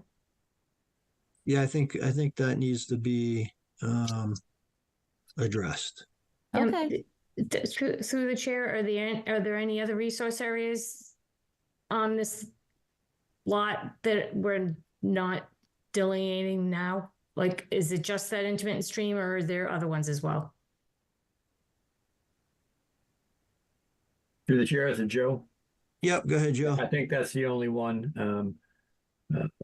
If I recall, that did come up at the sidewalk, and as far as delineation of that stream, and it was not being requested at that point.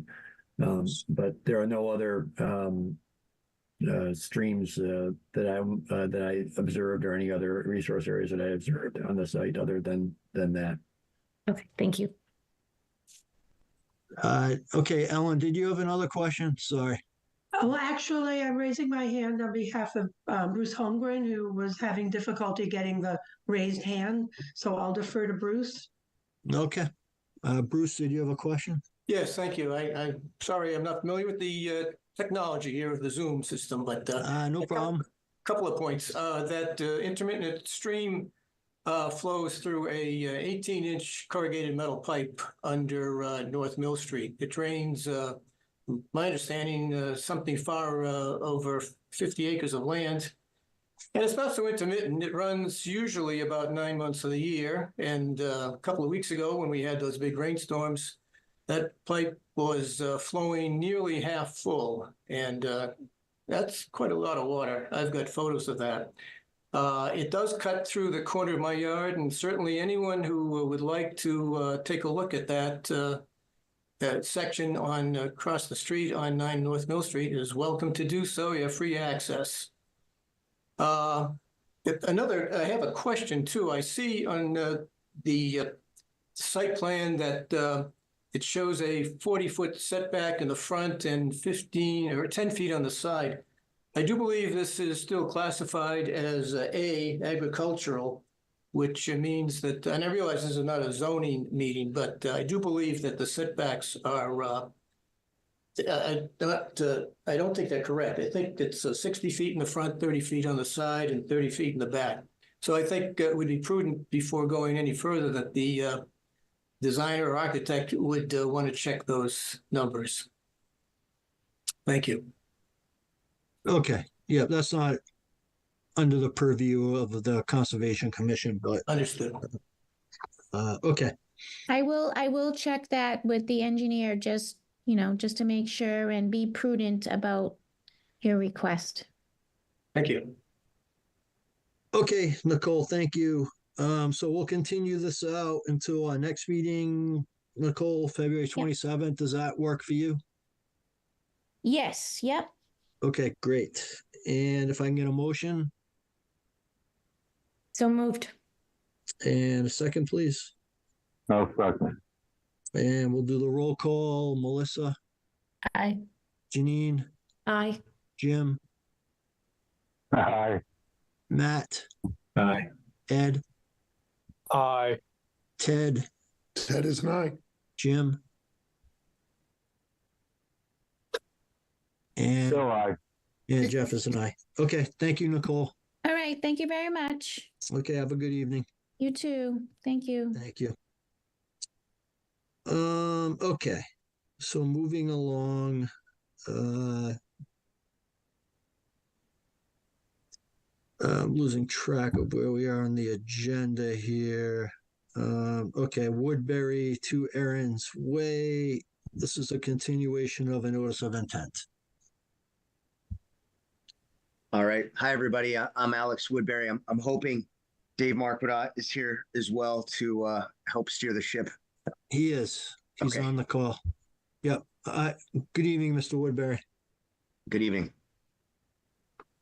Okay, so where are we at? This is Dave. Good evening. Good evening, Dave. So Alex and Allison, owner and applicant of number 2, Aaron's Way, would like to do an addition.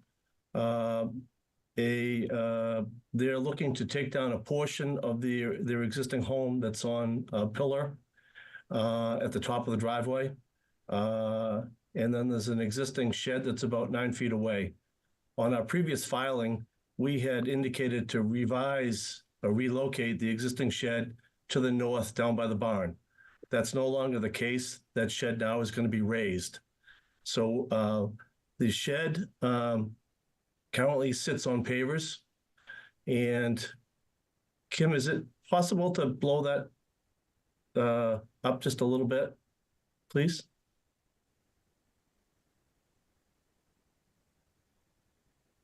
So we're looking to take down that part of the house and add an addition, which is highlighted in the red. Scott Heim has flagged our wetlands on August 1st, which is highlighted in the green along the northern edge and eastern edge. Joe did have a concern with the line between flag number 2 and number 3. Scott went back out on January 15th and had revised that flag to 2A. Joe had a concern about flag 16 behind the house. Scott also looked at that flag as well. So we've updated the plan. I know that Joe hasn't looked at it, but we've updated the plan with the new 50-foot and 100-foot buffer zones. So our driveway, which is highlighted in blue, leads right up to the home. And we have an existing car path right there. We have a fork in our driveway.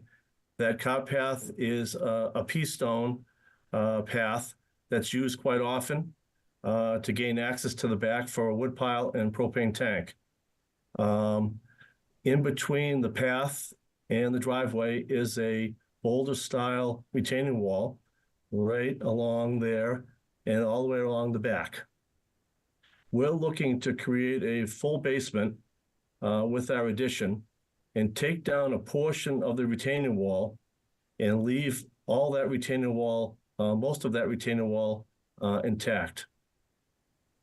Kim, can we go to the top right-hand corner, please? Of the drawing, of the plan?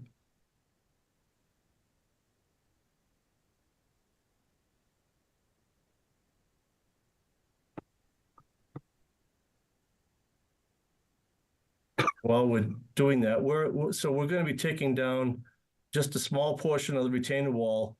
There we go. That retaining wall in orange is existing and it wraps all the way around to the back. We're taking out from right where those black dots are, we're going to take out that portion all the way to the other end of the red section behind the addition. And then we're going to rebuild that black section in the black dots as our new retaining wall. That's going to create our walkout in the back. Those rocks are going to be removed from the property. We're proposing erosion control along the entire left-hand side of the path. Our tree line is right on the left edge, so we're not doing any disturbance along that left side. We have one tree that is growing out of the wall like a weed, which is that one right there, that green one, that 6-inch tree. The other tree to the bottom of that 18-inch oak, is going to be retained. And then as part of the walkout, we're going to build a small retaining wall behind the house right there, yep. We're also proposing 7 PIBs, medallions, the tree size, and medallions have been installed at those locations. So we do have a vernal pool. Kim, if we could go back to the other one, please. We have a vernal pool behind the house that Scott Heim's been evaluating, did an evaluation back in 2018. We recently located that water's edge on January 15th, which is the kind of that dotted line in red at the bottom of the page behind the house. Here we go, which is about 8 to 10 feet. That line is about 8 to 10 feet closer to the house than it was in 18. So we located the water on that January 15th and then established a 25-foot offset. All our work is being proposed in an already disturbed area. That's kind of our summary. Okay. Okay.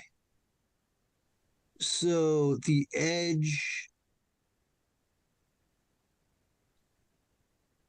So the edge of the water there, yep, in the red is the vernal pool.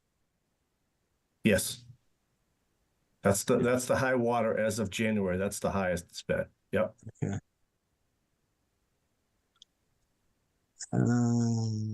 Okay. And the proposed addition is in previously disturbed area. Yes. Okay. Where is Aaron's Way, by the way? Aaron's Way. Yeah, go ahead, Dave. Aaron's Way is about 400 feet or 300 feet to the northwest. This is a 2-lot subdivision. No, but I mean, where in town is it? Where in town is it? It's down by the Woodville Post Office. Oh, the You take Winter Street opposite that, and you go up about 400 feet, and Aaron's Way is on the left. Okay. Yeah, it's a nice little piece of property there. Yep. So that's the shed that we're raising, and then our new addition is going to sit between there and the existing home. Got it. Okay. All right. I'll open up to questions from the commission.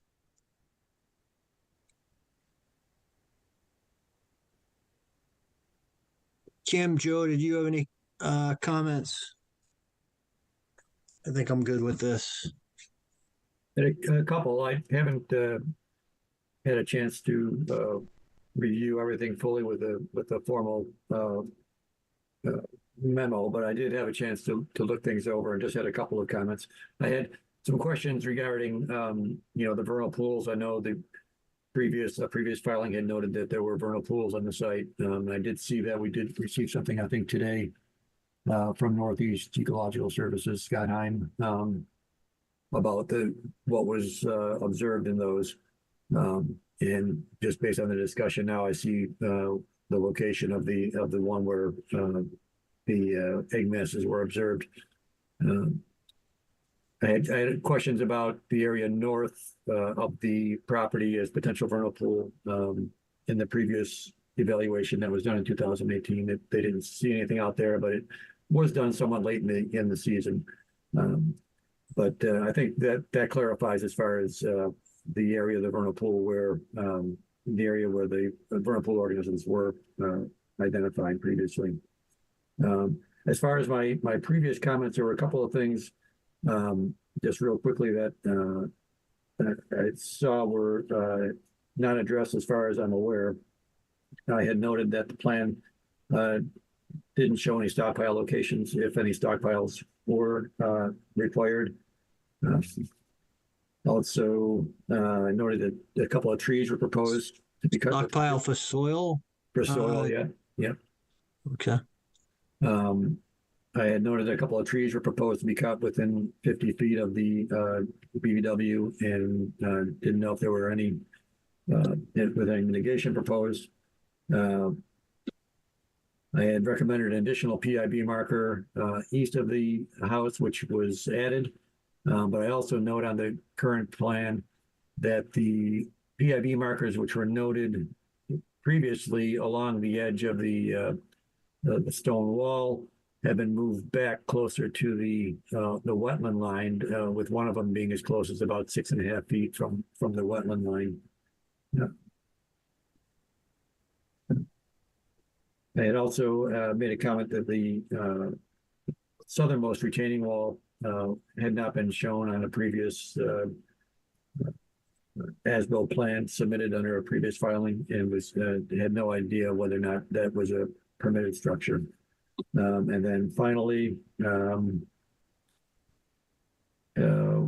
pretty minor item, just as far as the colored plan, but it looks like they have submitted a colored plan, so that no longer applies.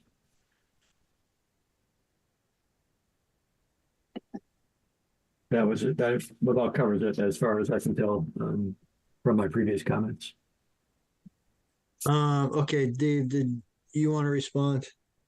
Yeah, so thank you, Joe. The stockpile area has been shown just a little bit on the other side of the existing septic system. And Joe, you're right.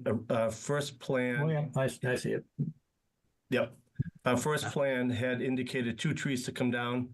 We've reevaluated, and the other one we're taking down is the 6-inch tree that's growing out of the wall, right at the left rear corner of the proposed addition. Out of the retaining Tim had wall. highlighted that before in the green. Oh, Dave, out of the retaining wall. You can probably see it on that picture that was shown earlier behind the shed. Yep. Yep. Yeah, if it's growing out of the retaining wall, I mean. Yeah. Yep. And I think with regard to the existing retaining wall that got, I guess, updated, Alex had done some work on the propane tank and put a new gas line in. So I think while he was doing that, I think he just prettied up the wall a little bit. That would be on our side of the picture going to the house. Wait, this is the log cabin house. Yes. Yep. Yeah, okay. Yeah. Yeah. Okay. All right.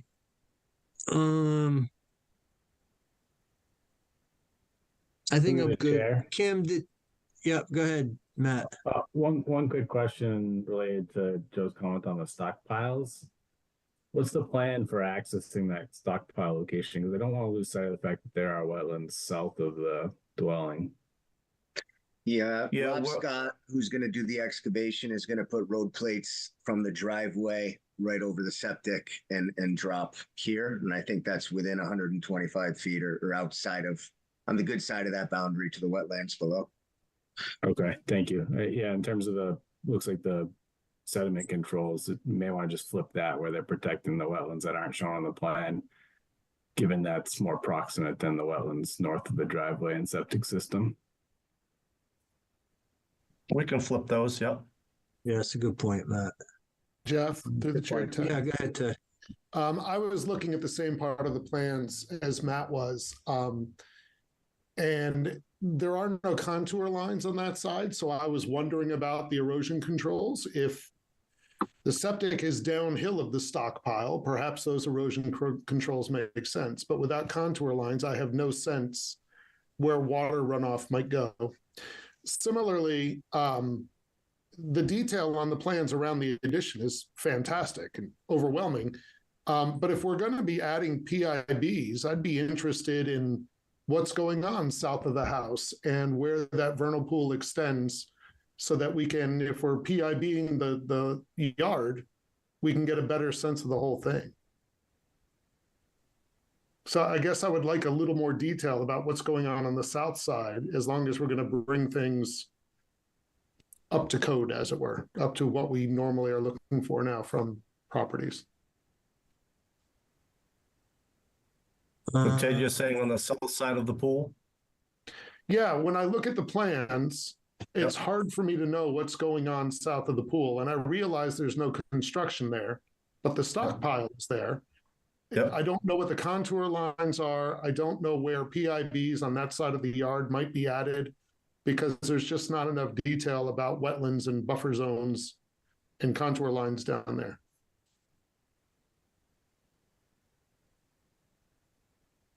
We can add a little bit more It's not detail. that it has to do with the construction you're proposing.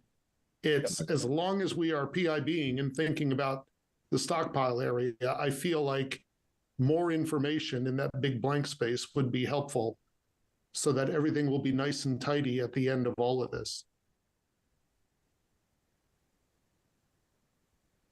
I don't know if, Matt, you were thinking kind of the same kind of thing when you brought up your question about the stockpile. Admittedly, I was just concerned about the runoff during construction. And, you know, from what I can tell, it looks like grade trends to the south there. It does. Okay. We can look at that. Yeah, so there's a couple kind of, ticky-tack items that I think need to be addressed, Dave.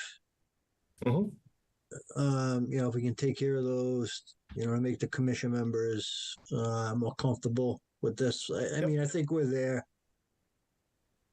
I don't see any, significant issues from my perspective. We just need to kind of tidy things up a little bit, I guess, is the best way to put it. Does that make sense, Mr. Woodbury? So the takeaways are to kind of extend the contour around the south and west side of the property and add additional PIBs that might want to live in those areas? That's the kind of, and with that, the erosion control around the stockpile for what makes sense with contour lines. Okay. But yeah, and I echo Jeff, with the addition itself, I don't see many problems for me there. Okay. I would just like to take the opportunity that this proposal brings to look at PIBs and stuff on the other side of the yard as well. Okay. Okay, so if I get a motion to continue this out to the 27th, I presume that's enough time, Dave, to address Yep, that's enough time, yep. I'll make that motion, Jeff. And a second, please. Second, this is Ed. All right, and we'll do the roll call. Janine? Aye. Melissa? Aye. Ted? Aye. Ed? Aye. Jim? Aye. Matt? Aye. And Jeff is an aye. Okay. Good. Thank you Great. very much. Thank you, folks. Thank Thanks, Dave. Thank you, everyone. You're welcome. Okay. Moving along, Goal 56 Downey Street. This is an amended notice of intent for a deck. Okay. Kim, did you want to give us an update? Sure. Just a point of clarification. This is for a dock. Dock. What did I say? Yeah. Sorry. Deck. I'm sorry, Kim. It's okay. Yeah, so this notice of intent originally came to us for a raise and rebuild on a property on the lake that was permitted. The applicant is subsequently coming before us to add a dock to that permit. I had some commentary. The applicant has provided some comments back in this revised sketch plan. So the applicant revised the dock design from a stationary permanent dock to a permanent floating dock. And the dock location has been adjusted so that it's coincident with the path area that the commission approved. The floating dock resulted in a reduction of impact to LU, land underwater and bordering land subject to flooding. And the applicant has stated that they prefer a permanent dock versus a temporary seasonal dock, which is something that I asked them to consider. I am a little bit concerned about icing with a permanent dock. And also I'm not sure if a permanent dock is going to be kosher with Chapter 91. I don't think that it will be applicable for a simplified license. The applicant can always apply for a full permit with Chapter 91. Obviously, that's not our purview per se. It is something that we usually put in the permits to say you need to show us the license before you can get a COC. So just a few points, for the commission to consider, but I think I'm at the point where I can recommend this amendment with the caveat that I think a temporary dock would be better, but a permanent floating dock is acceptable.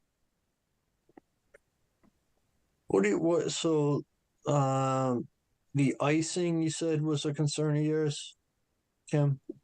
Yeah, I'm just concerned that it's going to get damaged. And Like if the lake freezes, frost freeze. Well, through the chair with the drawdown. How's it going to float? The water's drawn down. Yeah. Yeah, I mean, there's a lot of docks on the lake, and most of them they get pulled out for the winter. Yeah. Right. Yeah, most of them are temporary.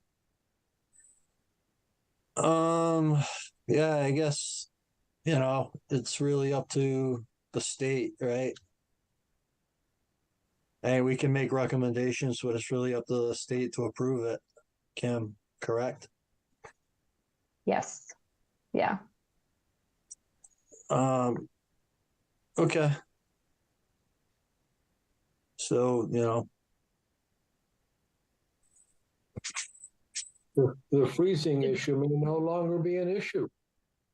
Well, I think the issue would be as if it got destroyed and then left there in the lake and becomes, a garbage problem. I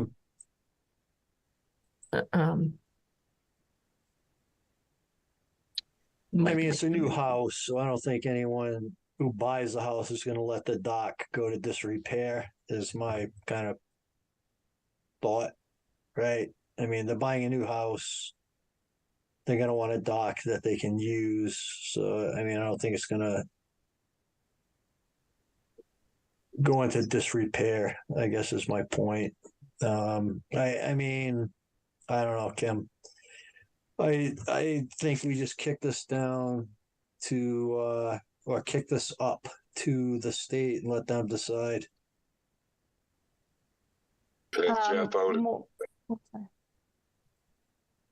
Yeah, go ahead, Kim. Sorry. Maureen Harold, the applicant's representative, is on the line. I'm not sure if she wanted to chime in. Oh, hi, Maureen. Hi. I agree with you, Mr. Chairman. It's a new home. They're taking the time to invest in the permitting and the dock. I think it's highly unlikely that it would go into disrepair. On this particular site, anyhow. I agree. Yeah. Yep. Okay. So Maureen, are you the applicant's attorney? No. Are you the? I'm just a measly wetland person, Mr. Chairman. Oh, you're a wetland person. Okay. Yep. Wetland scientist. Okay. I don't think we've had the pleasure of working with you before. What company do you work with?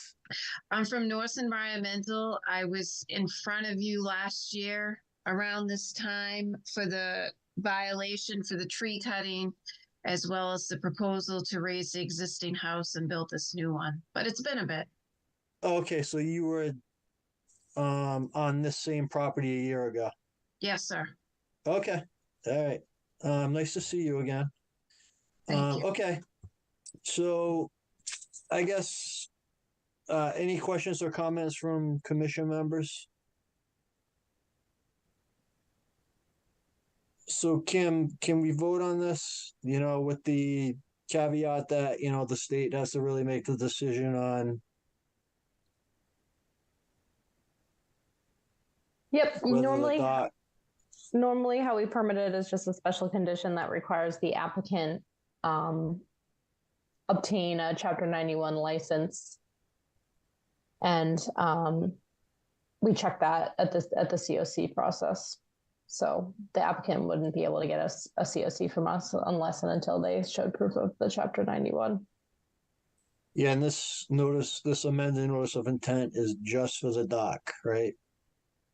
Yeah. Well, in addition to that, Mr. Chairman, see the two yellow highlighted circles? Yeah. Okay, so one of them, the one that's closest to the path, we're proposing to cut that tree that was labeled as number 15. Okay. And would like to replace that with another tree, which is highlighted in yellow near the northerly property line. Okay, so we usually require 2-to-1. So if one tree is getting cut down, it's like 2 trees that need to be replaced. Okay, I apologize. I wasn't aware of that policy. We can certainly add a tree. That's not a problem. Yeah. If you can add a tree. Not Through a the chair, problem. through the chair, why are we proposing to chop down that tree? Is there a problem with it? I think it's a little, it has some insect damage, not anything catastrophic, but you wanted to get ahead of it and cut it down if it was possible. Okay. Like what kind of insect damage, Maureen? It looked like and the only reason I'm asking is because the applicant here, and we'll put all our cards on the table, just wanted to cut all the trees down because he wanted the viewscape. So being a little bit I don't know, what's the term I'm looking for? Well, I understand. What, Jim? No, this is Ed. I said you're looking for jaded.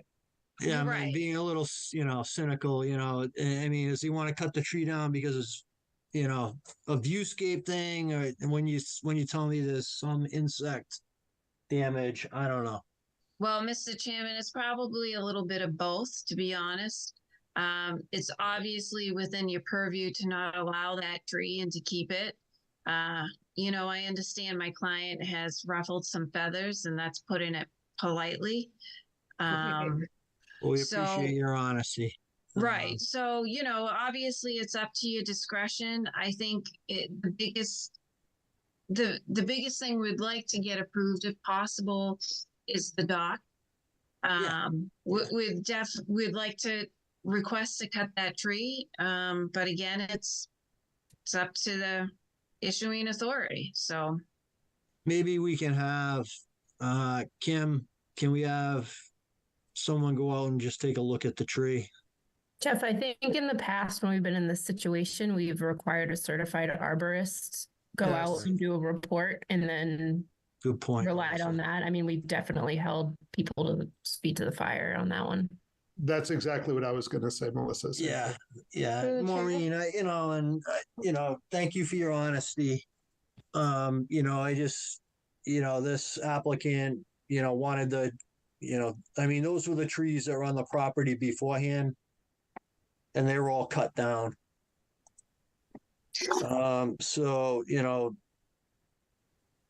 Okay, so how about this? How about, if possible, I'd like to amend the filing to admit the tree and just push forward with the dock.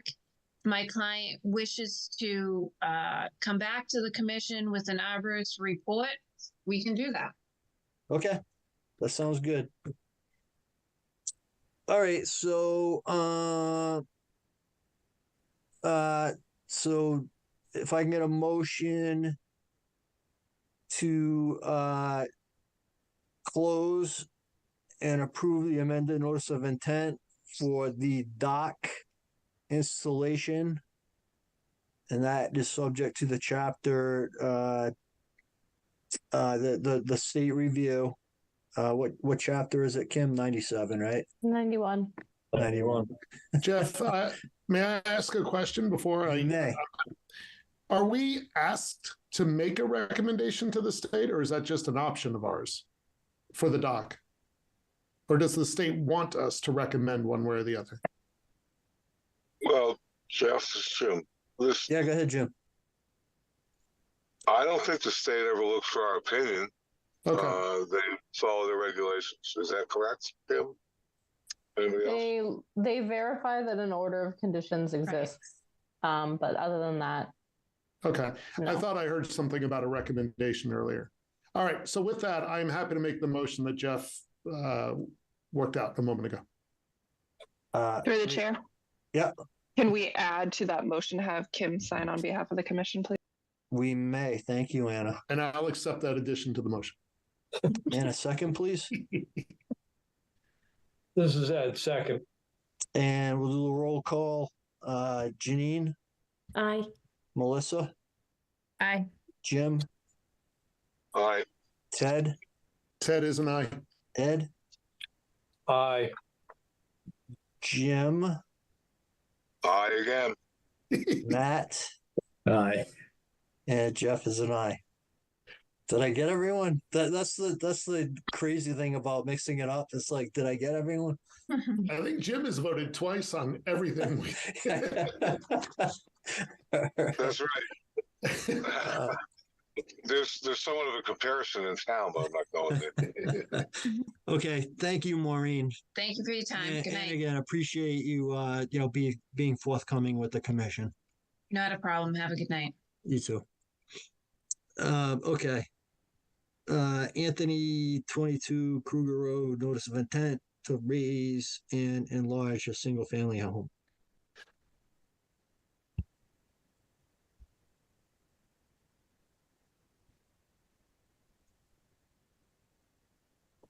Do we have the applicant on the call?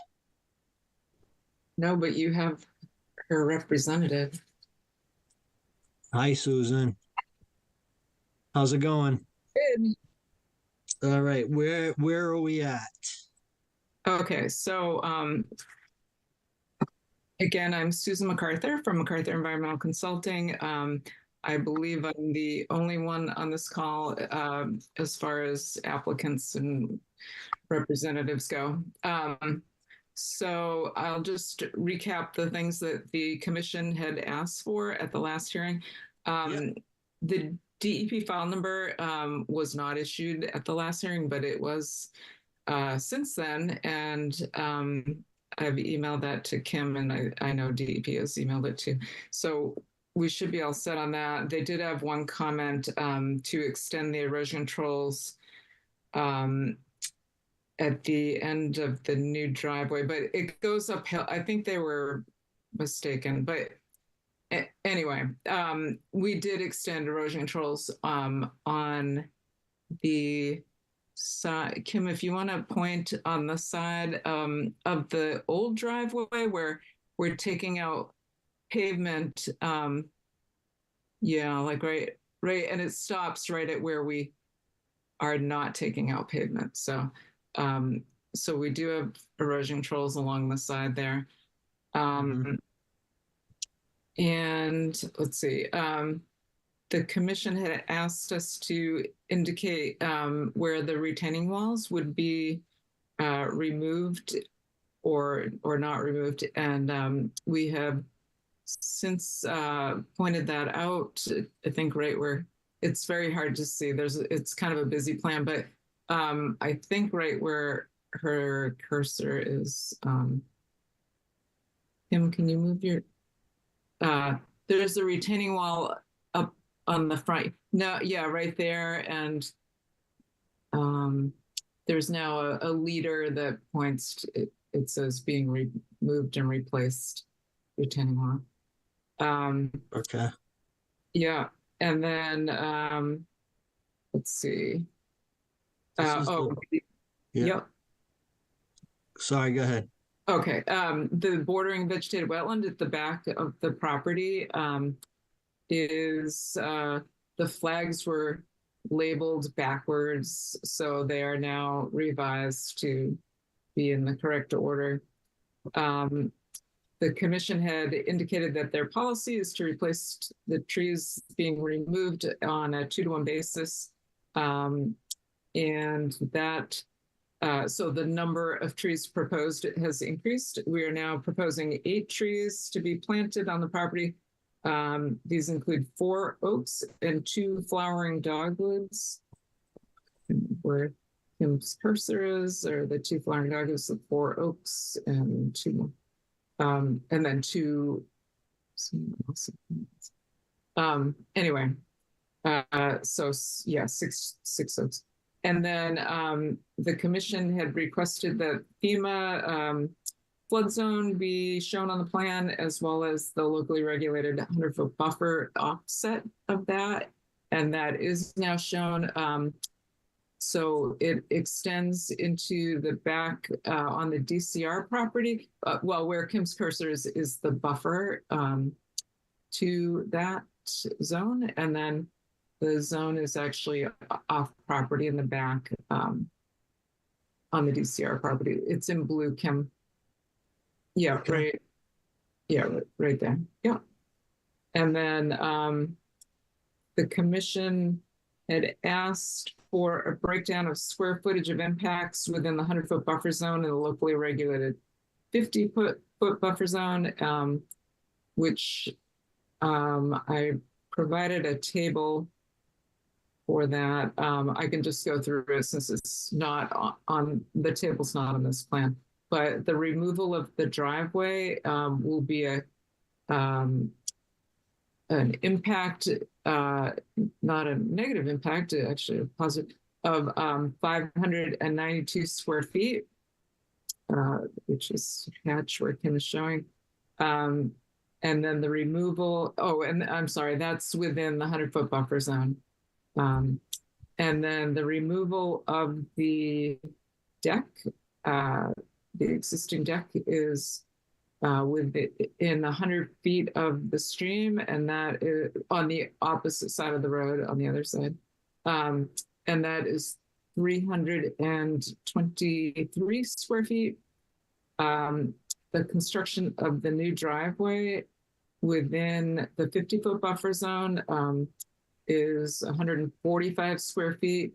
That's, yeah, where your cursor is there. And then that's the 50-foot. And then the 100-foot buffer to the stream, the new driveway, is 530 square feet. And then the construction of the new addition within 100 feet of the stream is 480 square feet. And the construction of the new addition within 100 feet of the BVW at the back of the property, and that BLSF buffer is 212 square feet. And I think that was all the commission had requested. Okay. Okay. All right. Questions, comments from the commission? I think we're good on this. Kim, did you have any additional comments, or Joe? Yeah, I was wondering if Joe had a chance to review these plans. Yeah, I have had a chance to look them over. And I think a lot of the issues that came up have been addressed. I did go through my previous comments and just highlighted a few that I wasn't sure had been adequately addressed. I wanted to just kind of go over those again. I think some of these were discussed at the last hearing. Just want to make sure that the commission was comfortable. I had noted that although not extensive, there is some there are some invasive species present, and had recommended the applicant provide some information on how the invasives might be managed during construction. I don't know that anything was submitted in writing on that. I think it might have been discussed at the last hearing. What was the extent of the invasives, Joe? And the only reason I'm asking, I mean, it's a single family homeowner. Yeah, it's not. I don't want to get too crazy. They're scattered. It's not bad. They're scattered, a couple of clumps. It's nothing significant. Some of it is, I think, where that new driveway is going into, on like in front of the barn. I think that's correct. I think some of it. So it'll be taken out anyway. Yeah, I mean, my sense is, we're going to see invasive species, everywhere, right? So I mean, I don't want to burden a single-family homeowner with having to have someone come in, and incur an additional expense to take care of, kind of a de minimis type invasive species type issue. That's my kind of opinion, but I'll open it up to other members of the commission for their thoughts. Yeah. Well, I typically point that out. Just sometimes it offers an opportunity for mitigation if it's required at some point down the line.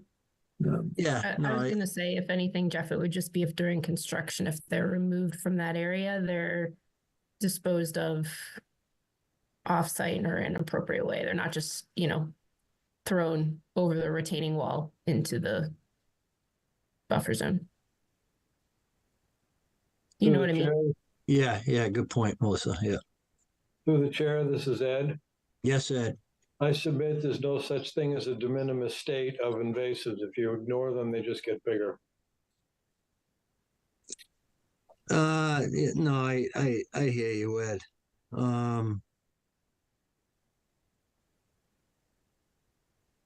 Understood.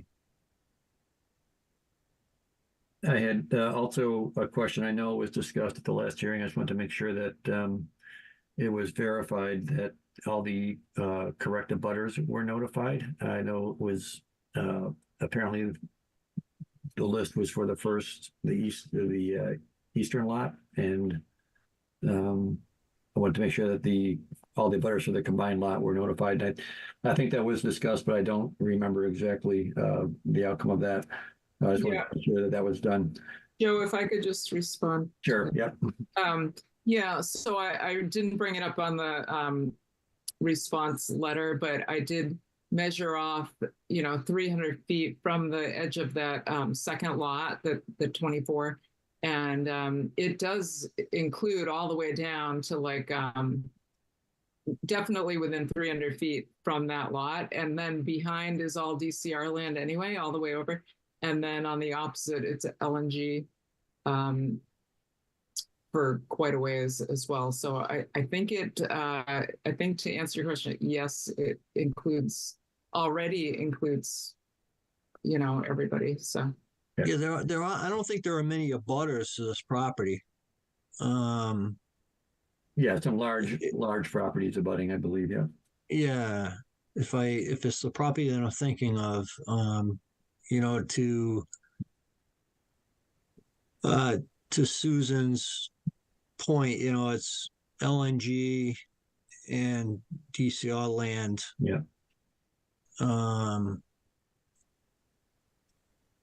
Okay.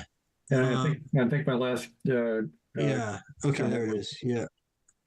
I think my last comment was on the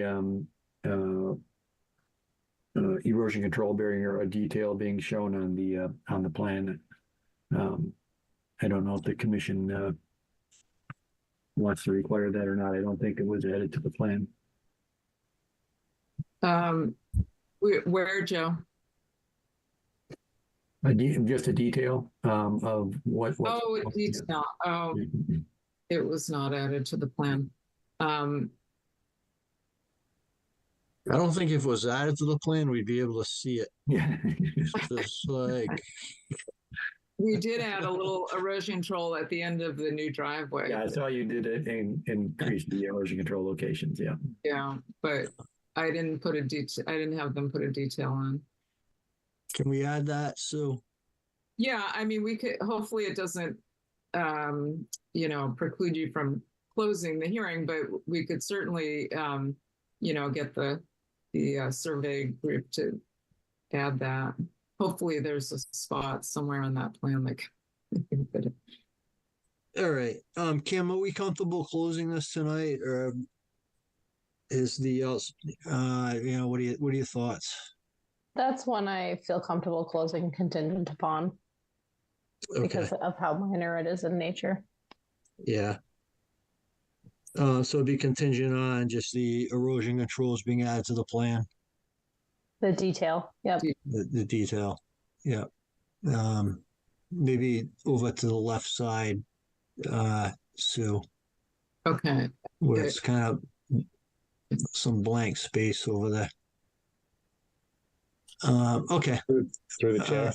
Yeah, yes. Go ahead, Matt. Can we just get a confirmation of what the proposed erosion sedimentation control barrier is?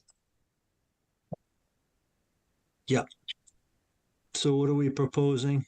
Oh, typically we propose a compost filter tube, or I think DGT, who's the surveying group that prepares this, they call it a filter sock, or something like that. But it's essentially the same thing. Like if the commission's okay with that. Thank you. Yeah. Through the chair. Yeah, go ahead, Kim. Sue, I would just request that we make sure it's the 18-inch instead of the 12. Oh, okay. Let me jot that to 18-inch. The 12 tends to be a little bit flimsy. Okay. Okay. So if I can get a motion to close and approve the notice of intent for through the chair. Yeah. Friendly addition to have me sign. Yeah. And to have Kim sign on behalf of the members present, and with the caveat that the erosion control detail be submitted to the commission. So moved. Second. Okay, so Jim made the motion, Matt second, and we'll do the roll call. Melissa? Aye. Janine? Aye. Ted? Aye. Ed? Aye. Jim? Aye. Matt? Aye. Yeah, Jeff is an aye. Okay. Great. Sue, are we going to see you at the MAC conference? Oh no, I'm going to be in Puerto Rico on vacation. Oh, really? Okay. Yeah, I kind of rather be there, actually. All right. Well, I'm going to be in Puerto Rico tomorrow. No, really? Yeah. Good for you. All right. Well, good for you. Have a nice vacation. We'll talk to you soon. Okay. Bye. Have a good evening. Okay. So Hopkinton Stone and Garden pushed off to the next meeting, correct, Kim? That is correct. All right. So work session items, Toll Brothers, Chamberlain, Wayland subdivision violation discussion. Do we have Mr. Merchant on the call? Yep. Good evening, Mr. Merchant. Good evening. Okay, so Kim, you just want to kind of run us through, I think at the last meeting, we asked you to tally the violations, and I'll preface it with, Toll Brothers has been very responsive to your concerns and requests for, mitigation in terms of violations, right, Kim? Yeah, I would say so. Yep. So, I guess, do you want to kind of run us through the letter that you put together here, Kim, please? Sure, yeah. So the commission asked me to put together the fine memo. So just as a recap, there was a observed violation on January 10th at Stormwater Basin 4, turbid discharge into bordering vegetated wetland. We issued a notice of violation the following day. I was in contact with Mr. Merchant this same day. The next day, he provided some follow-up and had his SWIP inspectors, LEC Environmental, out there to provide recommendations. Subsequently, we got another follow-up about some mitigation measures that they had implemented, and I'm sure Mr. Merchant can give us an update on those mitigation measures as well. In terms of the violation fines, it's $600 per condition violated in the order. And I went through the order and found that there was 5 conditions that were violated. So 600 times 5 is 3,000. And just for that one day on the 10th, until it was under control. And then it's an additional $300 per violation per day. So the total is $3,300. Okay. All right. So,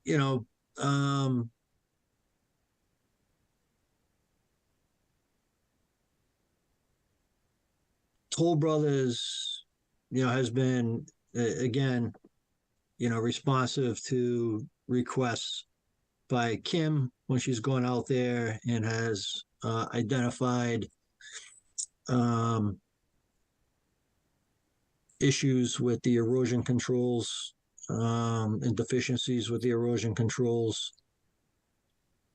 I think Toll Brothers has been a good steward of, there have been some issues, obviously, we've had some significant precipitation events. My sense is, we hold this in abeyance for now. And I guess I'll open it up to comments, questions from other commission members. Through the chair, yes.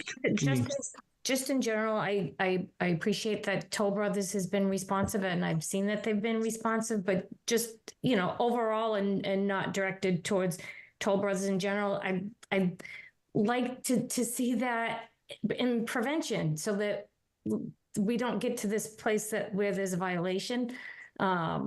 So sort of the attention to preventative measures rather than attention to addressing it after a violation.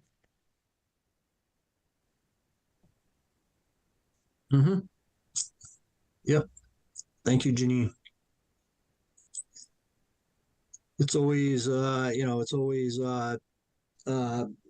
better to prevent things from happening than to address them once they've happened, for sure. So.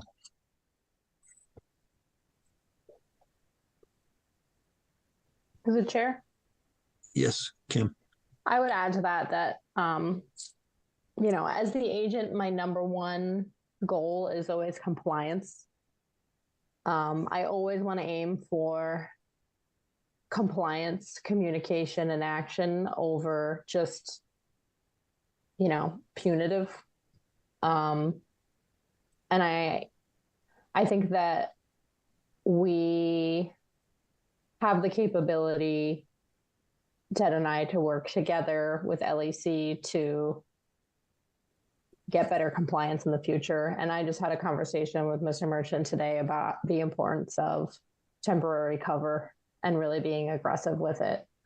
So I am optimistic that as we continue to work together collaboratively in the future, and that Toll Brothers sees the seriousness of this and can invest time, effort, and money into being serious about their SWIP plans and dedication, that we can have a better outcome.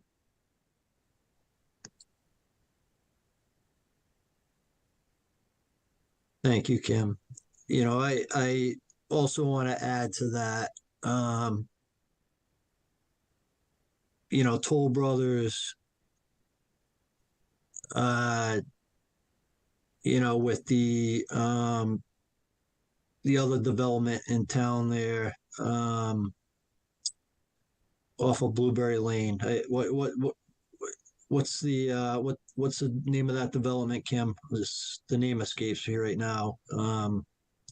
It is Elmwood, but I'm sure Toll Brothers is going to rename it something else snazzy. Yeah, so Elmwood. So they can tell us. Yeah, so I guess,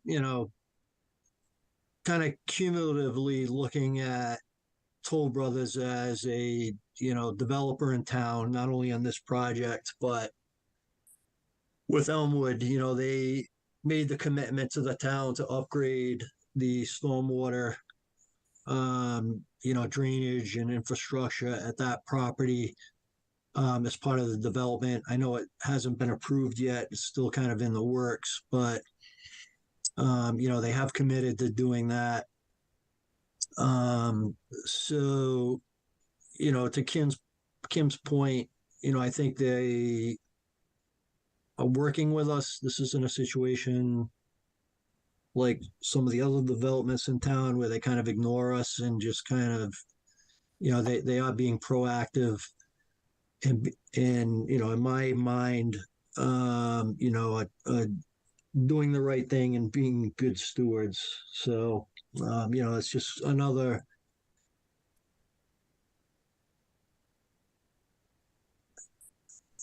I guess, it's another, plea to, some of the, to the commission to, maybe, offer a little bit of leniency here, in this situation to Toll Brothers, I guess.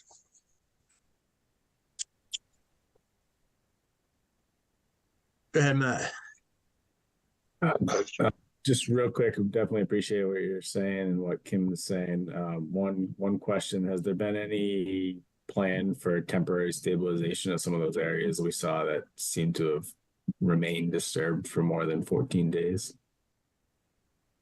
But it appeared that no activity is occurring. Yeah. Do you want to respond to that? Sure.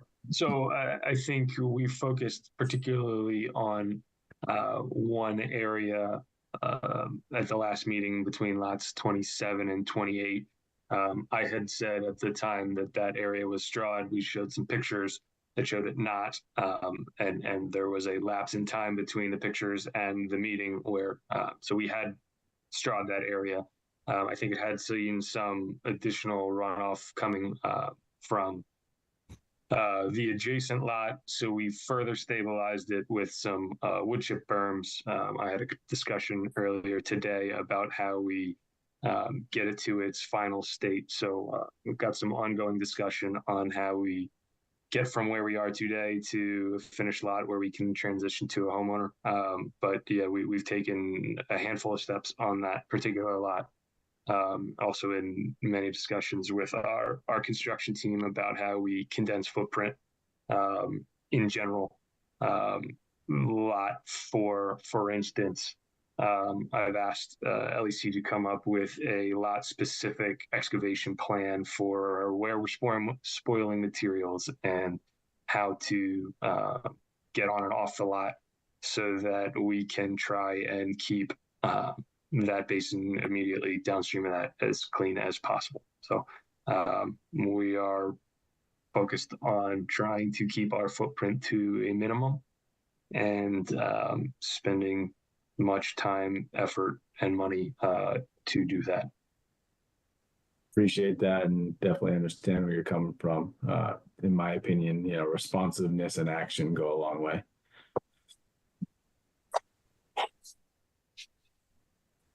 Thank you, Matt. Ed, did you have a comment? Me? No. Oh, okay. Okay. Any other concerns, comments from the commission? All right. So I think, I don't think we need to vote on this, Kim, do we? From a procedural perspective on keeping it in abeyance or? So traditionally you vote to issue and then hold in abeyance. Okay. So, thank you for that reminder. I'm losing my mind in my old age. So if I can get a motion to hold the fine in abeyance for Toll Brothers, to issue and hold the fine in abeyance for Toll Brothers, please. So I'll make that motion. I'll second. I'll second it. All right, and we'll do the roll call vote. Melissa? Aye. Janine? Aye. Ted? Ted is an aye. Ed? Aye. Jim? Aye.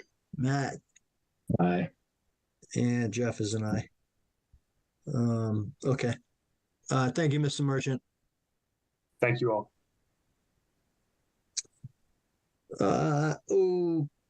Okay, so do we have a public forum request, Kim? We do not. I do have just three reminders. Number one, MACC is coming up in about a month. If you would like to go, we have funding for it. Coordinate with myself and Anna about, which classes you want to attend. I believe that I will be attending as well. So.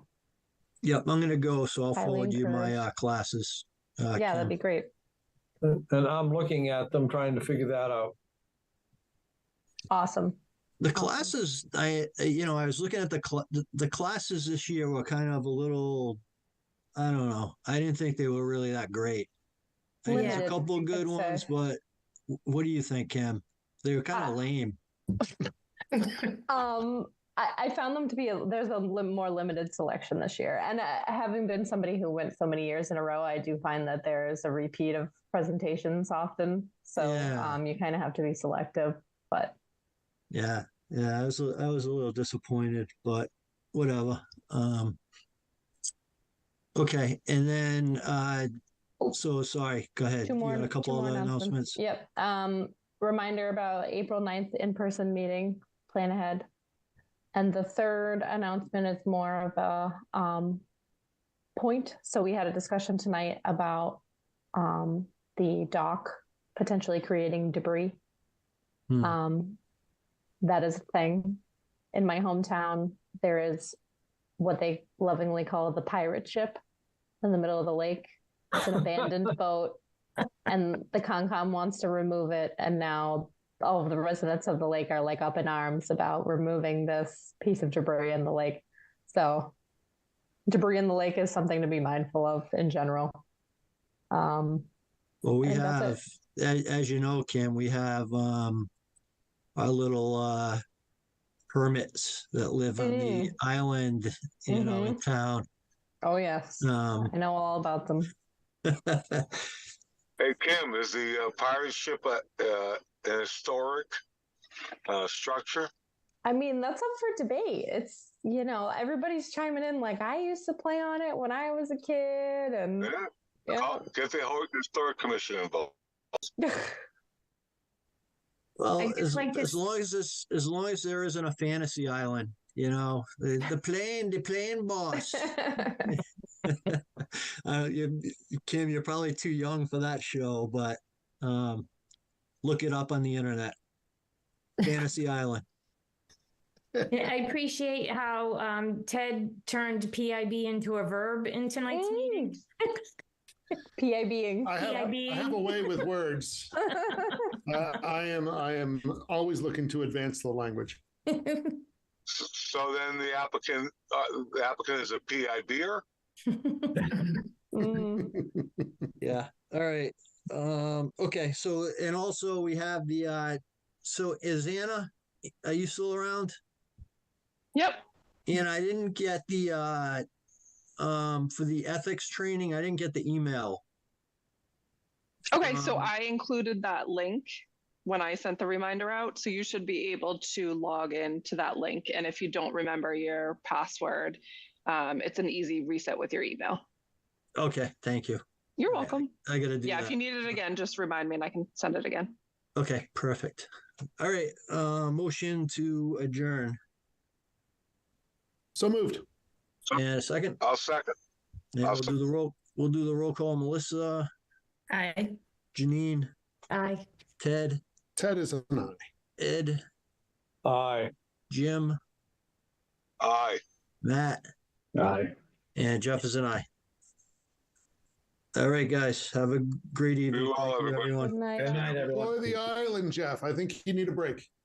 I'm gonna be this time tomorrow. I'm gonna be on a beach in Puerto Rico. So Oh, man, joy. everyone's gonna be jealous. Don't send pictures.